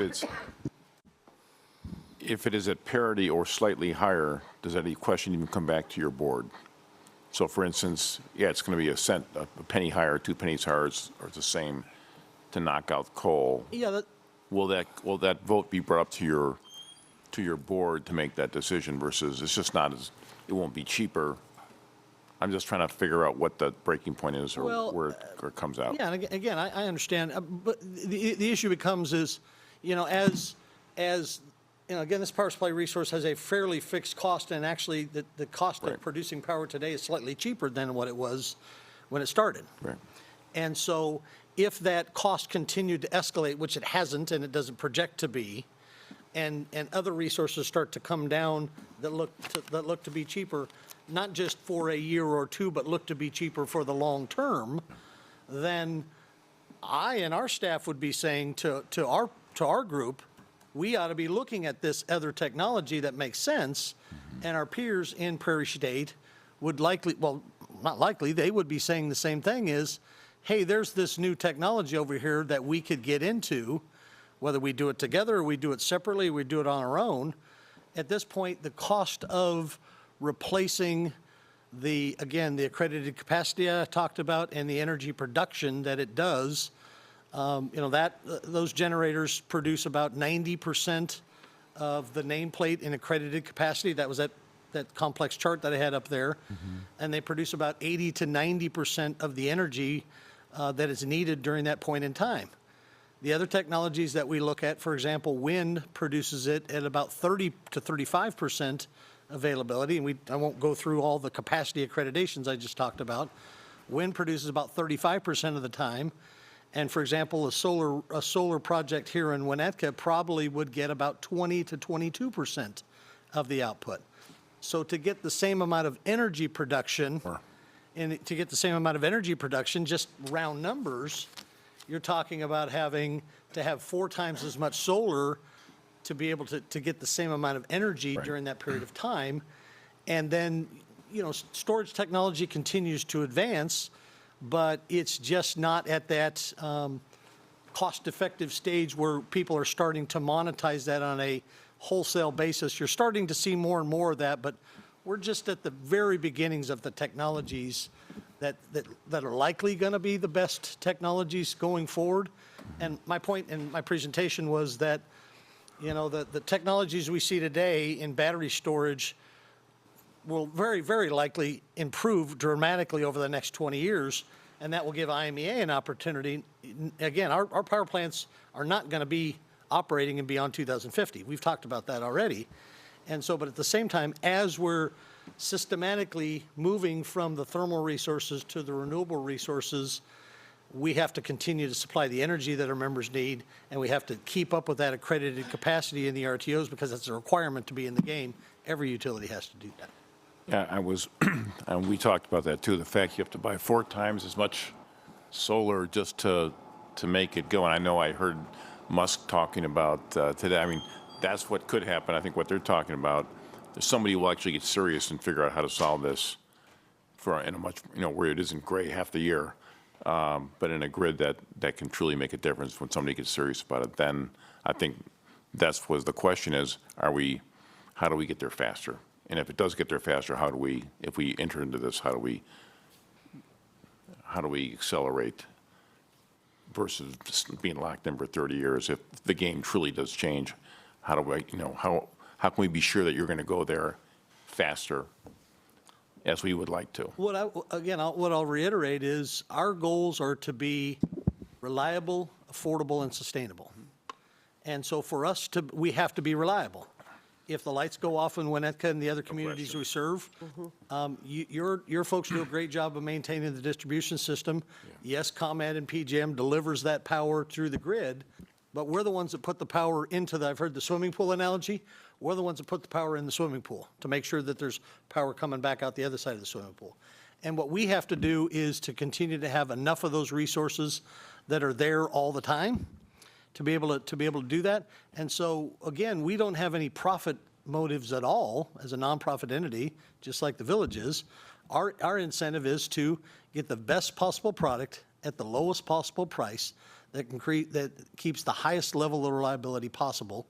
And if and when those technologies are there, again, this solar technology has been trying to be developed for a long period of time. I happen to be involved in wind back in the early 2000s, and the technology has gotten better, but it isn't light years better.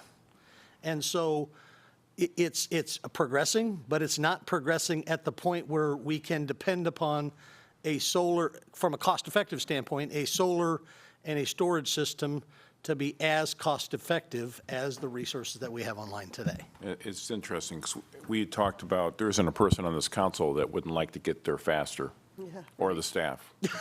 And we're all going to have to struggle with the reliability, because we've seen parts of the country where it is not reliable, and that's a little troubling too, when it's 0 degrees out or below zero and you want your heat to go on. And so that's the struggle.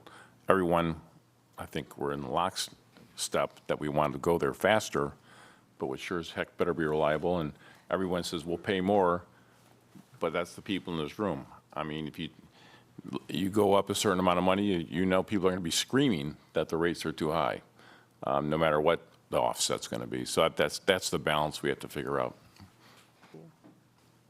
Kim, please. Yeah, well, I'll talk about reliability later. I have a question about this chart, if I'm reading it correctly. It looks, if I'm understanding this correctly, it looks like by 2050, I'm just eyeballing it, like 40% of the power would come from wind power, even more than solar? Am I understanding this correctly? Yeah, so you're looking. It's a really small amount today. You're So looking here's- at the energy slide, in the upper left-hand corner says energy mix. Yep, and so that output is, that green is an anticipated wind energy technology, the yellow is solar, and the orange crosshatch is either market purchases or carbon-free resources that would be dispatchable that are yet to be developed. It's kind of what you were talking about earlier. But what's not in here, as I mentioned before, the batteries that we would have on the system, they're not actually energy producers, they're energy storage systems. So when the wind blows, for example, at 4 o'clock in the morning and the loads are down, we fill up the battery. That's not really counted in that. But yeah, that's really factually how we would So, I mean, need this to is do sort it. of a little bit of a layperson question. I mean, today it's a really small part. Physically, that, to me, looks like that will be a huge amount of acreage somewhere that's now going to become wind farms that don't exist today. Am I understanding that correctly? Absolutely correct. And that is feasible. It seems that to me seems a little more difficult to put in place than solar, which of course we're even hearing in the room, people, obviously we can't put wind things in our front yard, but it just seems more likely people or organizations are using It's likely feasible to do, but the timing that people would want to do it, and primarily because of this transmission planning queue, and I don't want to go down that whole rabbit hole right now, but the delays in getting the interconnections done, if somebody, again, in the case of the solar project we looked at, they put their application into the MISO, the Regional Transmission Organization. They put it in there in 2021, excuse me, in 23, and 2020, and it came out 4 years later after 4 different studies. And so each time it says, well, it looks like your system's going to be able to interconnect at roughly this much, but we have to look at, see how that might impact the other generators and loads around you. So they have to do another study that looks a little deeper and a little deeper and a little deeper. And we've seen projects that have what looked like to have like $10 million of interconnect cost end up having $100 million of interconnect cost. That changes the prices very dramatically. And at that point, people say, well, I thought I was in at that price, but now I'm not in at that price. And then what ends up happening, Kim, is when that developer says, I'm not doing it at that price, they throw it back, and so then they're out, and then the next set of studies have to go in, assuming that that guy's not going to do it. That's part of the rub that's happened in this transmission interconnect. Oh, okay. Okay, that's it for now then. Well, just to follow up a little bit too, if you recall, Kevin broke down in the presentation the short term, the medium term, and the long term planning. And there's several, we would consult with the board before every decision. And so really, there's going to be opportunities between now, you have to make assumptions, it's forecasting, so it'll be multiple times. And that's where we're talking about if there are technologies or innovations between now and that time frame, we'll be able to move towards those instead of exactly what's located on this Okay, slide. I guess maybe I'll ask one follow-up question then. I realize every single thing you're going to do is not on this nice chart, but I guess what my disconnect is, I don't see a lot of wind projects, but yet wind is going to be almost half. So I do see the 2 plants that, or wind farms, whatever we want to call them, that then are going to be replaced. So that's my disconnect, is I don't see all the projects to bring that much wind power onto the grid. As we talked about, the one that comes off in 2030 is 70 megawatts, another one comes off in 2035 that's 50 megawatts. As we get people to decide to extend that contract or not, as we get those contracts extended, it's very well, we've actually already talked to our current partner at our 70 megawatt wind project, and they said they'd be willing to enter into an extension of that agreement. Now, we may negotiate on terms and conditions and price, but they'd be willing to extend on that contract. But at the same time, as I said, if we don't have the load there beyond that period of time, we can't go contract for that resource because, that counterparty is going to say, I'd love to sell you this, but who's going to pay the bills? And I have to have some surety that there's going to be a customer at the end of this to pay the bills, and that's part of that conundrum that Troy was talking about. And if I may, since Rakesh isn't here to speak for it, I mean, we do have a team of professionals on staff. Yeah. They're headed by Rakesh. He was here in May with us, so you guys remember seeing Rakesh. I think I can tell you what this is. This is from a modeling perspective. The solar matches the load profiles during the day, and that's why the solar is what it is. What you don't see on this energy slide, what Kevin said was the batteries. If you look back at the previous slide, you'll see the batteries. And so the best time to charge the batteries is at night when the wind's blowing and the loads are down, and that is why they modeled the wind. They haven't looked, it's 2050. They haven't looked at land usage issues yet. What they're doing is they're trying to project what would be the optimal situation as far as the resources that we know are available, and then we will adjust as we move forward in time. I think to answer your question, you said that seems like it's a massive land use to be able to get that? Again, The answer is layperson absolutely. asking a question here. Absolutely.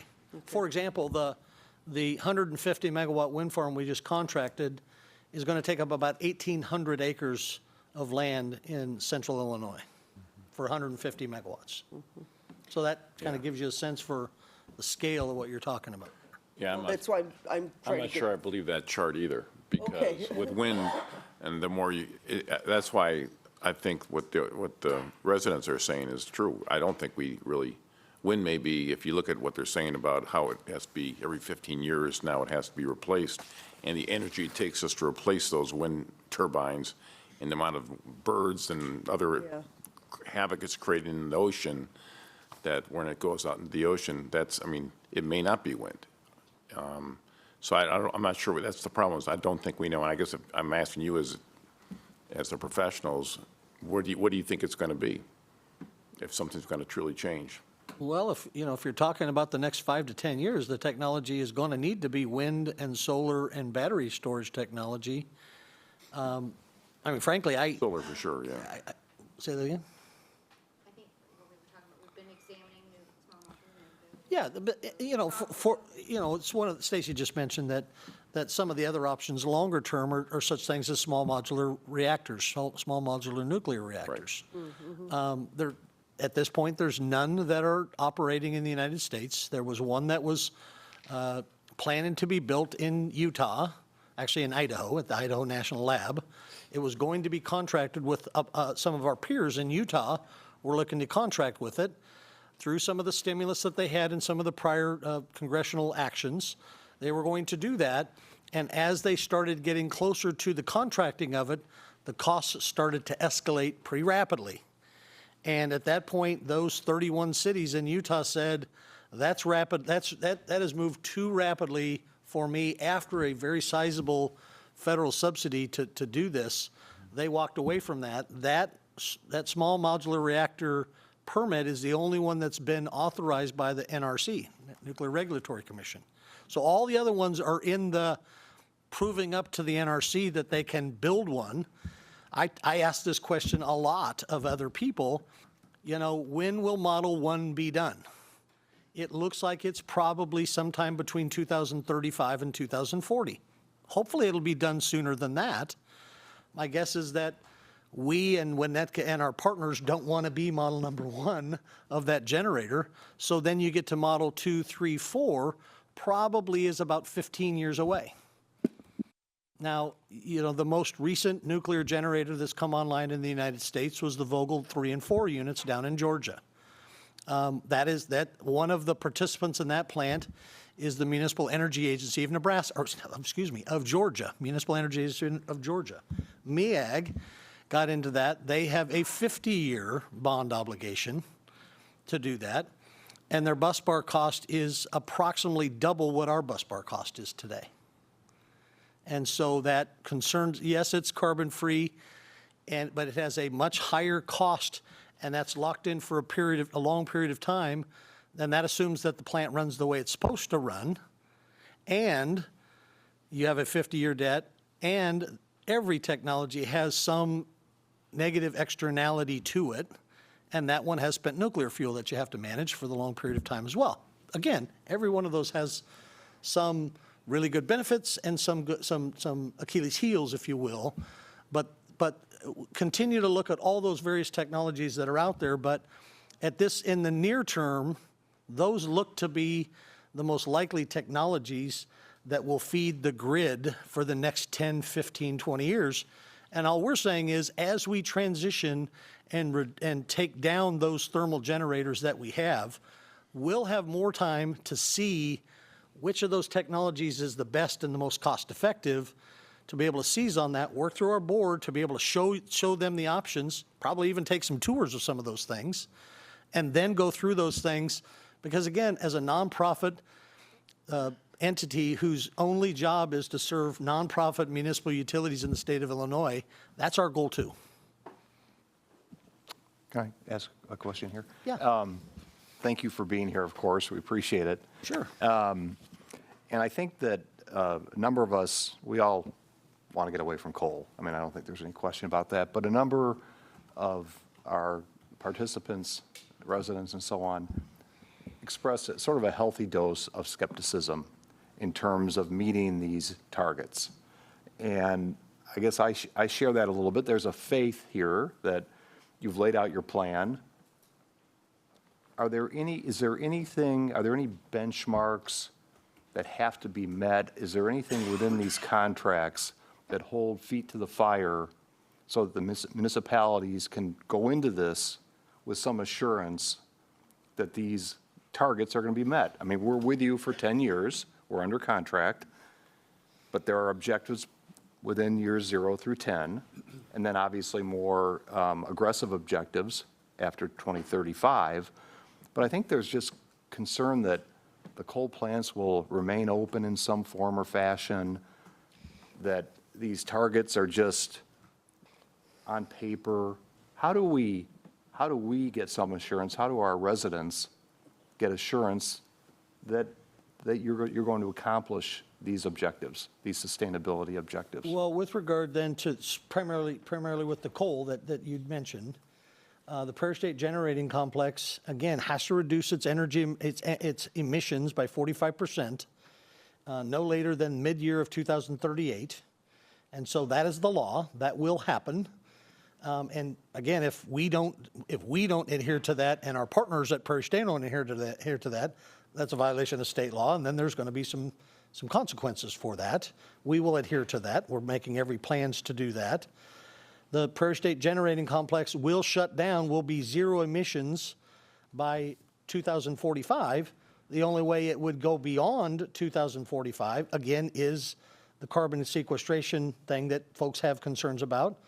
Frankly, we have some similar concerns about carbon sequestration as well. And so we've done a FEED study, a front-end engineering design study of that back in 2022. It was projected for one of the generators. It was about a $2 billion investment and $176 million a year in operating cost for one of the generators. And that's a 3-year-old study. So you can imagine with the supply chain things we've seen, those numbers would probably go up. So because we're a nonprofit entity And of the 32 cities we serve, I think about 8 of our communities can see the stack from their front door. I recognize and we recognize that the communities that we serve, it's our job to make sure that we take care of those communities' health and welfare as well. But there's nothing, and I have not seen the contract. Peter, you may opine on this, but there's nothing in the contract that provides the municipalities some assurance or counteraction to take if IMEA does not meet these sustainability objectives. I mean, we are going into this with faith, is what I'm Like, getting for at. instance, if they don't hit it, we can go from 10% to 25%. Something Getting our own renewables. that gives the municipalities some countermeasure if in 2035 you're still 11% or whatever the numbers were, you're still 80% coal, whatever the numbers are, and we haven't made any progress to the point that's been made here, we're going into this potentially with not making progress. I mean, the state law could change. Who knows what could change? But this community does not want to be looking at 80% coal Understand. down the road. And so I guess my question, you may have an opinion on this, Peter, is, what is in this contract that gives us some comfort that this can be done, or some, pivot point that we could, make some changes in how we obtain our power supply if you're not meeting your goals? I guess, Bob, what I would say is those goals were made at the direction of our board of directors, of which Brian was on that. Brian was actually on our sustainability plan development committee to be able to do that. And so we walked our way through that. We've made those goals. We have every intention to hit those goals. Just like every other goal, sometimes you stub your toe or something else happens and you can't hit that goal. And so it's my belief that if the IMEA staff can't hit those goals, then the 32 board members that direct us have a mission between themselves to say, we need to change what we're doing here because this is our organization and we want to control what we want to do. So our board would direct our staff. The first thing we need to do is this, that, or the other thing.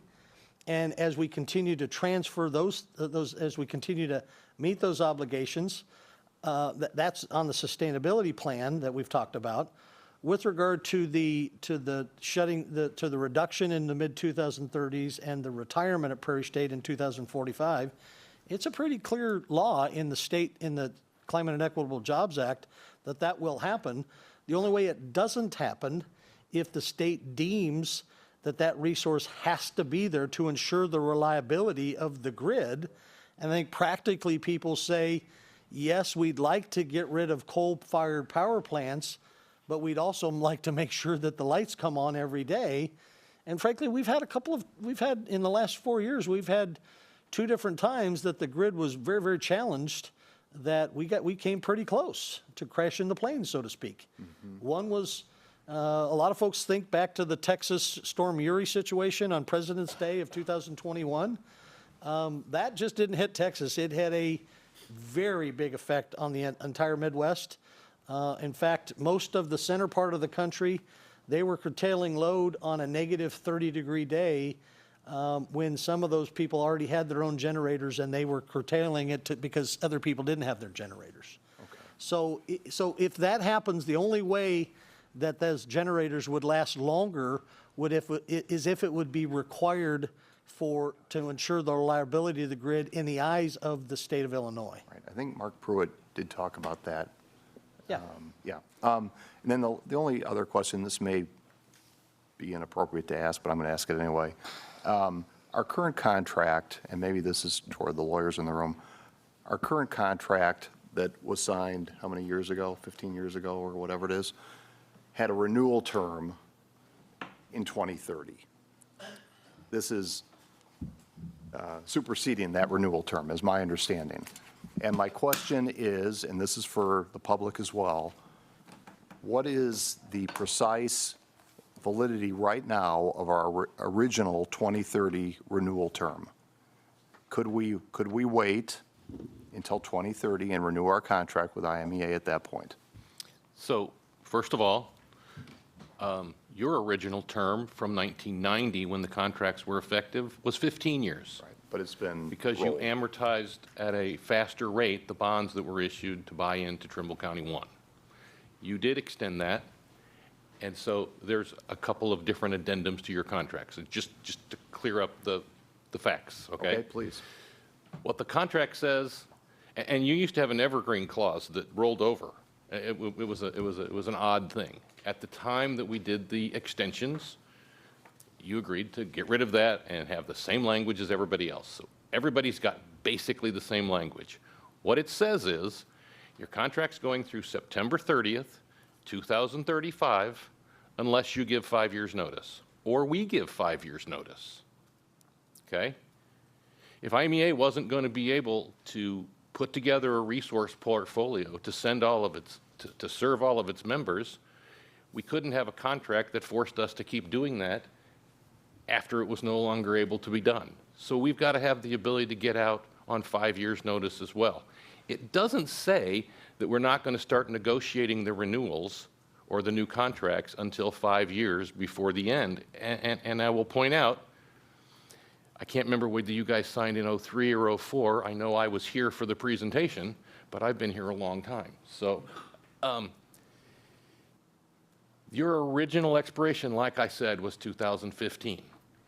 If you had been one of the original 30-year members, your original expiration would have been 2025. You know when we came to see you about the next resource needed to meet your long-term needs? 2003. Because that's how long it took to develop the coal plant that ultimately the board decided to invest in and ultimately the village board here approved. So again, there never was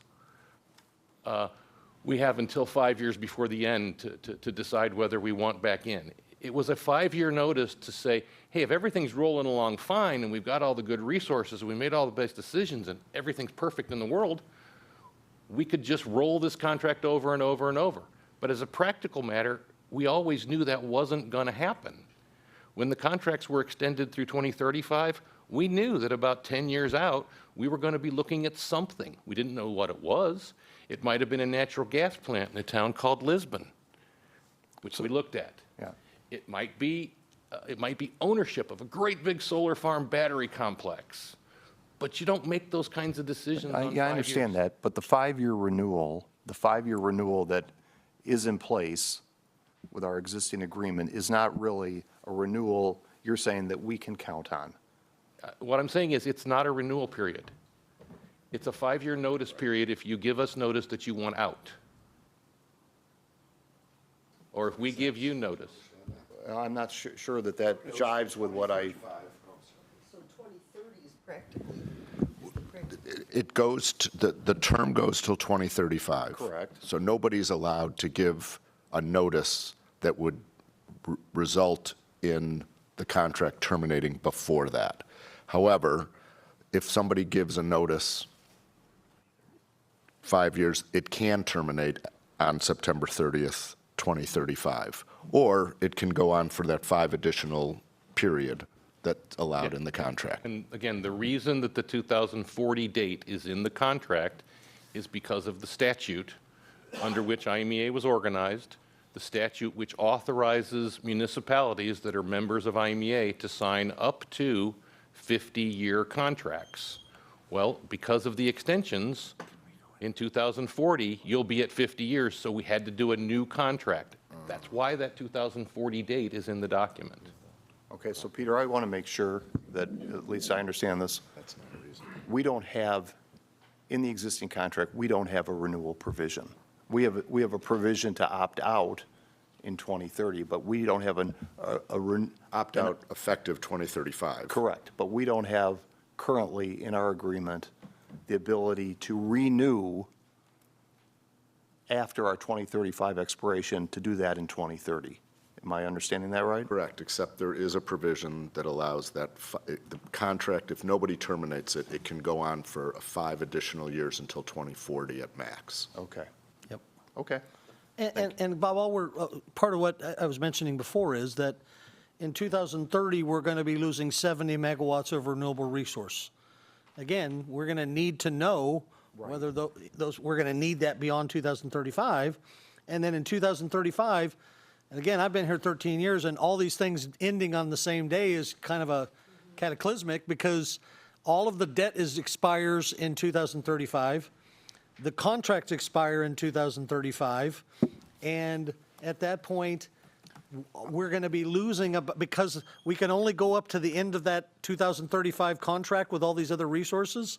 We're going to be, and including the Prairie State reduction, we're going to be losing 70 megawatts in 2030 and about 200 megawatts in 2035. And we and our board don't think it's prudent to wait until the last minute to do those things. No, I understand the planning process, and that makes sense. But I just wanted to make sure that we understand what our rights are around this table. And it sounds like the renewal is April 30 of this year. I mean, that's what it sounds like. Can I follow up? Oh, were you? Okay. With regard to the state mandates for when you have to shut down, if it's not met and the state imposes fines or anything like that, is that something that all of the member communities are paying? Like, do we have liability for the coal plant if it doesn't meet the state of Illinois' deadlines? Well, one of you two can correct me if I'm wrong, but we are going to adhere to the law. I mean, and our partners will adhere to the law. If it says thou shalt reduce those emissions, then that's a violation of the state law. And our board would direct us, our board members would direct us, why would we subject ourselves to fines and penalties when that's what everything has been done and told to us that we need to do? We will carry that out. I think in practice, your question is, if for whatever reason IMEA and the other 8 nonprofit public entities thumb their nose at the state and there was a fine or a penalty, yes, I guess in fact, those fees would be paid for on a pro rata share by those communities that are involved in it. But again, it's just not something that I'm relatively sure we wouldn't do unless there was some other reason that had some underpinning business reason not to do it. We are a public entity just like you are, and you all wouldn't violate the state law just for spite. And we would not intend to violate the state law or the federal law just in spite of it. I had one other concern on that is, we're talking about usage as it stands right now. From what and you said we're down a little bit. What I'm understanding from my friends that are in the AI business and data analytics, there's going to be a massive suck of energy coming up here that they're going to have to build more to meet that demand. So is that figured into your? No. It's not figured in. Well, as you saw, as our long-term projections, the stuff we've showed you shows a flat 1% load growth per year. And again, if you're talking about electrification of everything, data centers, et cetera, Right. as that black thin line goes like this, because the loads grow in our communities, that requires us to procure more resources to be able to meet those thresholds. Is that going to happen? Everybody tells me it's going to happen, but what I've seen over the last 10 years is our energy sales have actually been flat, and in some cases, we've been down on a regular basis because of, in some regards, our energy efficiency program, that we put $1 million a year into energy efficiency programs, of which Winnetka and our other 31 members take advantage of to make businesses and people's homes more efficient, that reduces their energy needs. And so that's something that a program we've done for roughly 15 years now. We'll continue to do. So you're not geared up right now for if this, as what everyone is saying, the demand to house those data facilities and all the AI facilities that people are building is going to really. Yeah, I mean, you're not prepared for that demand. For example, I mean, can we handle it? Of course we can handle it, because we are participants in those markets. The counterparties that a number of folks mentioned, the Shells, the BPs, the Constellations. Yeah. I will tell you that all three of those entities, we have bilateral contracts with them, and we have purchased energy and we purchased energy from all of them in the past. We've purchased capacity from one of them that's currently underway, and so we can and will do those. But, for example, Bob, I think where you're saying is, if a 50-megawatt data center comes and says it's going to be in Winnetka in 2027, we're going to have to go procure 50 megawatts of accredited capacity and enough energy to produce energy to supply that thing that generally runs about an 80% load factor, which is higher than your system load factor is today. That's right. We'll have to go in that market, just like all those other counterparties have to go into that open spot market to buy that. As we've talked about before, the ability to go develop, install, test, and accredit a wind, solar, battery technology in the next 18 months is, I'll say it's impossible. Simply because of the, again, I think about the situation you all have with your local generating plant. Brian came back to our board last fall about needing some more time because of the supply chain issues and everything else that goes along with that. Our board gave the village of Winnetka until 2030 to complete upgrading your local power plant for something that you knew back in 2023 and 24 needed to be done. And we realize it takes that amount of time to do that.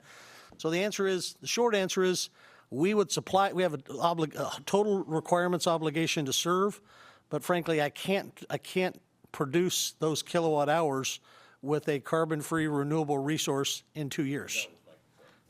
I don't think the plant's going to come to Winnetka, but it may come to Northfield, or it may come to Northbrook or something Then like if that. it goes to Northfield, Exelon takes care of Oh, it, yeah, so. that's true. Well, I think that's the point. That's the point I wanted to make. If it goes to is this thing working? All right. If it goes to Northfield, what it does is it increases the load on PJM. If there's a shortage of reliable generation in PJM, that means the capacity prices are going to go up. Right. If there's a shortage of energy because of the resources that are in the PJM system, that means the energy prices go up. That means it goes up for everybody else, not for you. Because we've already got the resources that we're using to serve you. So if the capacity auction clears at $5 a megawatt day, your obligation to pay is $5 a megawatt day. If it clears at $500 a megawatt day, we're at $500 a megawatt day. And as you saw from all the charts we've presented, we've roughly got the amount of generation we need to meet our load. We keep a reliable cushion because you play some of the market. But if AI takes over the world, causes energy prices to go through the roof, as long as they don't locate in one of our 32 towns, you're golden with what we've got. But they may. Now what? Well, that's why we've got a cost causer provision in this new contract, so that if that comes to town, we are going to talk to the cities or villages that are doing it. We are going to tell them, you need a great big deposit from this developer who wants to come in and put in this AI technology, and then we're going to use that deposit. They're going to have the deposit money, so the developer owes them. We're going to have the cost causer provision so that the member city owes us. And then we're going to go out to the market and we're going to get the best price we can, and we're going to charge it directly to them, not to the other 31. Okay. I mean, it's the best planning we can do. So one of the things Wait. Oh, I'm sorry. We've had enough. Are there any other questions? And Kurt, do you have any questions you'd like to get out on the table? I do. Back on the Prairie State, we talked about, Bob asked, what happens if we don't hit the goals? Conversely, are there any scenarios that have been kicked around with the board or internally with staff where we could actually exceed the goals and turn down Prairie State sooner? So, Kirk, you're suggesting that the 15% of the output of Prairie State, that IMEA would just decide not to take the output of that power plant? I'm asking, could there be a scenario, or have you kicked around any ideas where Prairie State could go offline sooner than what you have stated? to meet our long-term obligation to serve yours and 31 other cities, we continue to look at the other options that are out there, but there doesn't look at this point in time like there's a reliable, cost-effective option that would create the security that you already have in those generators today. So again, if there's a technology that's out there on the cusp of this, we work in this every single day, and I'm not familiar with the technology that's about to come out here in 2026 that will be life-changing to the amount. And again, I don't know what's going to happen in 2032 or 2037 or 47, whatever, but for what we see today, the technologies that we have are going to continue to be refined incrementally to squeeze more juice out of the oranges that are there. We don't see that light-changing technology. Again, small modular nuclear might be it, but it's still quite a ways away. And then in the presentation, it had been mentioned that each of the members have up to 10% of their usage they could rely on their own resources. So develop our own solar farm or whatnot. Does anyone recall what was the genesis of that 10% mark? Was there any data behind that, or was that just a provision that was added at the request of certain board members? Yeah, actually, the city of Winnetka, or excuse me, the city of Naperville had asked that they wanted, if they were going to enter into a longer-term arrangement, that they would have some opportunity to self-subscribe some of those resources. And so what we've seen a few other power suppliers in our similar field that have provided 5 to 10% of that locally sourced renewable generation to be able to be taken advantage of. But that number is something that's enough for most people to do their local projects, but also small enough to where the agency's not dependent upon one town or another being able to perform or not perform, because if we had huge percentages of folks self-providing and it didn't come through, IMEA still has an obligation to serve. And we can't go buying resources that we're not going to use unless the other one doesn't come through. So, Brian, you had something? That MDR percentage, when it was proposed, Winnetka supported, because staff looked at the available amount of production that could be put in at the landfill and solar, and 10% is more than we could accommodate. So I mean, we could only get around 2.7 to 2.9 megawatts in the available space, and with the right facing south exposure or flat. So the 10% was with some informal discussions that have happened in the community about a solar project at the landfill at some point in the future, post stormwater project. We were supportive of the 10% because it made sure we accomplished what we had always informally talked about, which was a future possibility of solar at the landfill, and gave us that opportunity to move forward.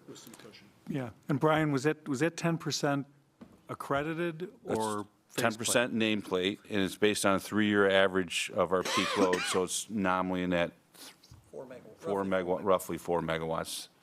I just wanted to clarify for the crowd. Oh, I'm sorry. Say that again. So it's 10%. So it's basically, we're a 40 megawatt system, so we can put in, our average is right around 40. Right. Keep the math simple. We can put in 4 megawatts of renewable resources at the nameplate capability. And at the landfill, I think, if my memory serves me right, it was 2.9 megawatts is what we could put in, is the most. We work with Strand, the most we figured we could physically locate out there because of the space would be less than 4. So to go. Seems to me that maybe the 10% should have been applied to the accredited, so that you were getting complete bang for your buck as far as energy delivery. I mean, just something that's out there. But it occurred to me that with those two different dynamics, especially with 60-70% difference between the two, it's a substantial spread. And while we're putting 4, let's say, I know you said it's like 2 point something, but if you're putting 4 and you're only getting 1, our net gain to good energy is a lot less because we're restricted by the nameplate rather than by the usable energy, which would be the accredited. And what happens if the technology for solar panels improves where it could produce more in the same square footage? I mean, we don't know that at this point. Does that technology change with solar panels? For me, Kim, it was just, I just wanted to understand, as we're going into this, what the deal is. Yeah. And what parts of the deal we might think about. Well, that's what I was thinking. We could reach the 4 somewhere in 30-year span. Oh, yeah. Is the 10 too restrictive is what I was Right. getting at, yeah. Well, and I'm going to throw just some ideas out here because you'll hear from us on this anyway going forward, so I might as well get them out there so the public can hear as well. I'm sorry, Chris, do you mind if I just finish? Oh, I'm sorry. I thought you were done, Kurt. Nope. So on the 10%, that doesn't have to be in Winnetka. It could be anywhere in the state of Illinois. Is there a cost to IMEA if, let's say, we figure out a way, forget about our cost to install that renewable, is there a cost to IMEA if we say, hey, we've got 10% of our energy usage coming from our own renewables? That doesn't count against your MDR. So the rooftop solar or the local community, if you want to put solar on your rooftop, we have a provision already that allows you to do that. That any locally sourced rooftop homeowners or business owners, that doesn't count against your member-directed resource. So you could do all those things plus up to 10% of the nameplate of your peak. And again, part of that is the accreditation. So when you say, I think, Chris, you were asking about the accreditation. As you can see, the accreditation changes every year, and so that's a little hard to codify in a contract when that accreditation goes up and down and all over on a regular basis. That's part of the background to that. But if we have a lot of good engineers with creative minds to think up formulas that'll get us out of the problems. Well, again, forget about maybe we can get some of them to work at PJM. forget about our cost. If we came up with 10% of our usage by our own renewables, would we still pay the same amount to IMEA if we said, hey, we only need 90%? Troy, you want to cover that one? I'm happy to cover it. What's prepared right now, what it says is, we're going to put your purchases in the market. So if you bought it at 50 and the clearing price was 100, you're going to make extra money and you're going to pay less than the other IMEA members. If you make a bad deal, you paid 100 and it only clears at 50, we're going to pay you the 50. We're still going to charge you the same resource mix that we have for everybody. Okay. That's how we designed this. That's how we do your behind-the-meter generators right now. You dedicate them to us. So you would go negotiate this contract, sign it, dedicate the contract to us. We would schedule it, operate it, do everything we could to optimize it, give you 100% of the revenue that comes from it, and then charge you based on the resource mix of everybody. Got it. Thank you. Not including your costs, because you would be paying that contract. Got it. That's how we designed it. Okay. And again, many of the board members, at least the ones on the contract, I mean, everybody understands that that's how it was designed. If they didn't like it, they would have told us and we would have tried to design something different. But the only way for us to be able to go out and secure the resources to serve you and to serve others that don't have their own supply, and if you made a contract with a solar vendor and then they go bankrupt and they don't show up and we didn't go provide a resource to serve you with, then everybody else's costs would go up from having to meet you at serve you at the last minute without the resource. Does that make sense? Did I say that well enough? I mean, yeah. Oh, okay. Your Honor, if I may I say something? I forgot to say it in my presentation from the stand. It was on my slide. It's not tied to it's not locked in at 10%.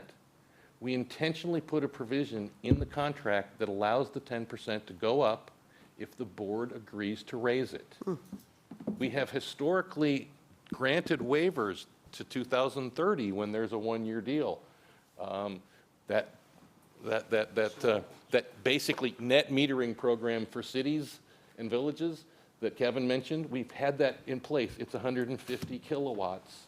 Nobody else has ever got close to it. Naperville got to the 150. They wanted to go up another 37 or 57 megawatts. Kilowatts. I'm sorry, kilowatts. I keep doing that. I'm so sorry. You knew what I meant. We went to the board with a waiver, and the board granted a waiver. So what I'm telling you is there's provisions in the contract that allow it to go over the 10%. There's a history of this board of approving reasonable waivers. If it was something that was going to cost the rest of the members money, they may vote no. So I can't guarantee you that they're going to approve it. But I can tell you, I've been working for this organization for 33 years. We always try to find a way to make it work. So thank you for allowing me to answer that. Sure. No, and that was my next question. So never mind. There was one other issue and it's something that I have to bring it up because everybody was in the room, and I don't know how many of you picked up on this, but I did, and it troubled me a little bit. Because what I've heard is that we have a uniform contract, everybody signs the same thing, same words, same commas, same periods, same paragraph numbers, but somebody here tonight said everyone has basically the same language. And I want to know, before we make any decisions, what is basically different between what we're looking at today and what somebody else has signed on for. All right. So I don't want it now. no, you don't want the answer? Oh, well, if you have a quick one, yeah. I don't want 20 minutes of it, though. Well, I can tell you the answer. Good. The contract right now for 2035 through 2055, the 24 members who have approved that, but for the change in their names and their addresses and their delivery points, are identical, word for word. Okay. In the past, with the previous deals, there were some slight differences, like the one I mentioned earlier, where everybody had the option to take their debt service portion for Trimble County 1 and amortize it over 15 years, 20 years, or 30 years. Winnetka and 3 other people elected 15 years, 1 member elected 20 years, and everybody else elected to be a 30-year during that original time frame back in 1990. There are additional things that people who have signed up new with us have come to us and said, we want you to sign up. And we said, we don't have enough resources to serve you. And they said, well, go get another resource. We're talking about Naperville, obviously, and we're talking about Prairie State. And there's an addendum to the Naperville contract with IMEA that had a bunch of conditions about us going and getting Prairie State. And because the addition of that resource was going to increase the cost to the rest of the members, we imposed a premium on Naperville, which they are still paying today. It has phased down over time, and it will be phasing out soon. But there are some differences in the existing contracts. Right now, for the 2035 to 2050, there are no differences. Gotcha. But you can understand how when I heard that, I might have raised a little concern, right? Okay. And that's all I had for questions. You guys good? We have a lot of work to do.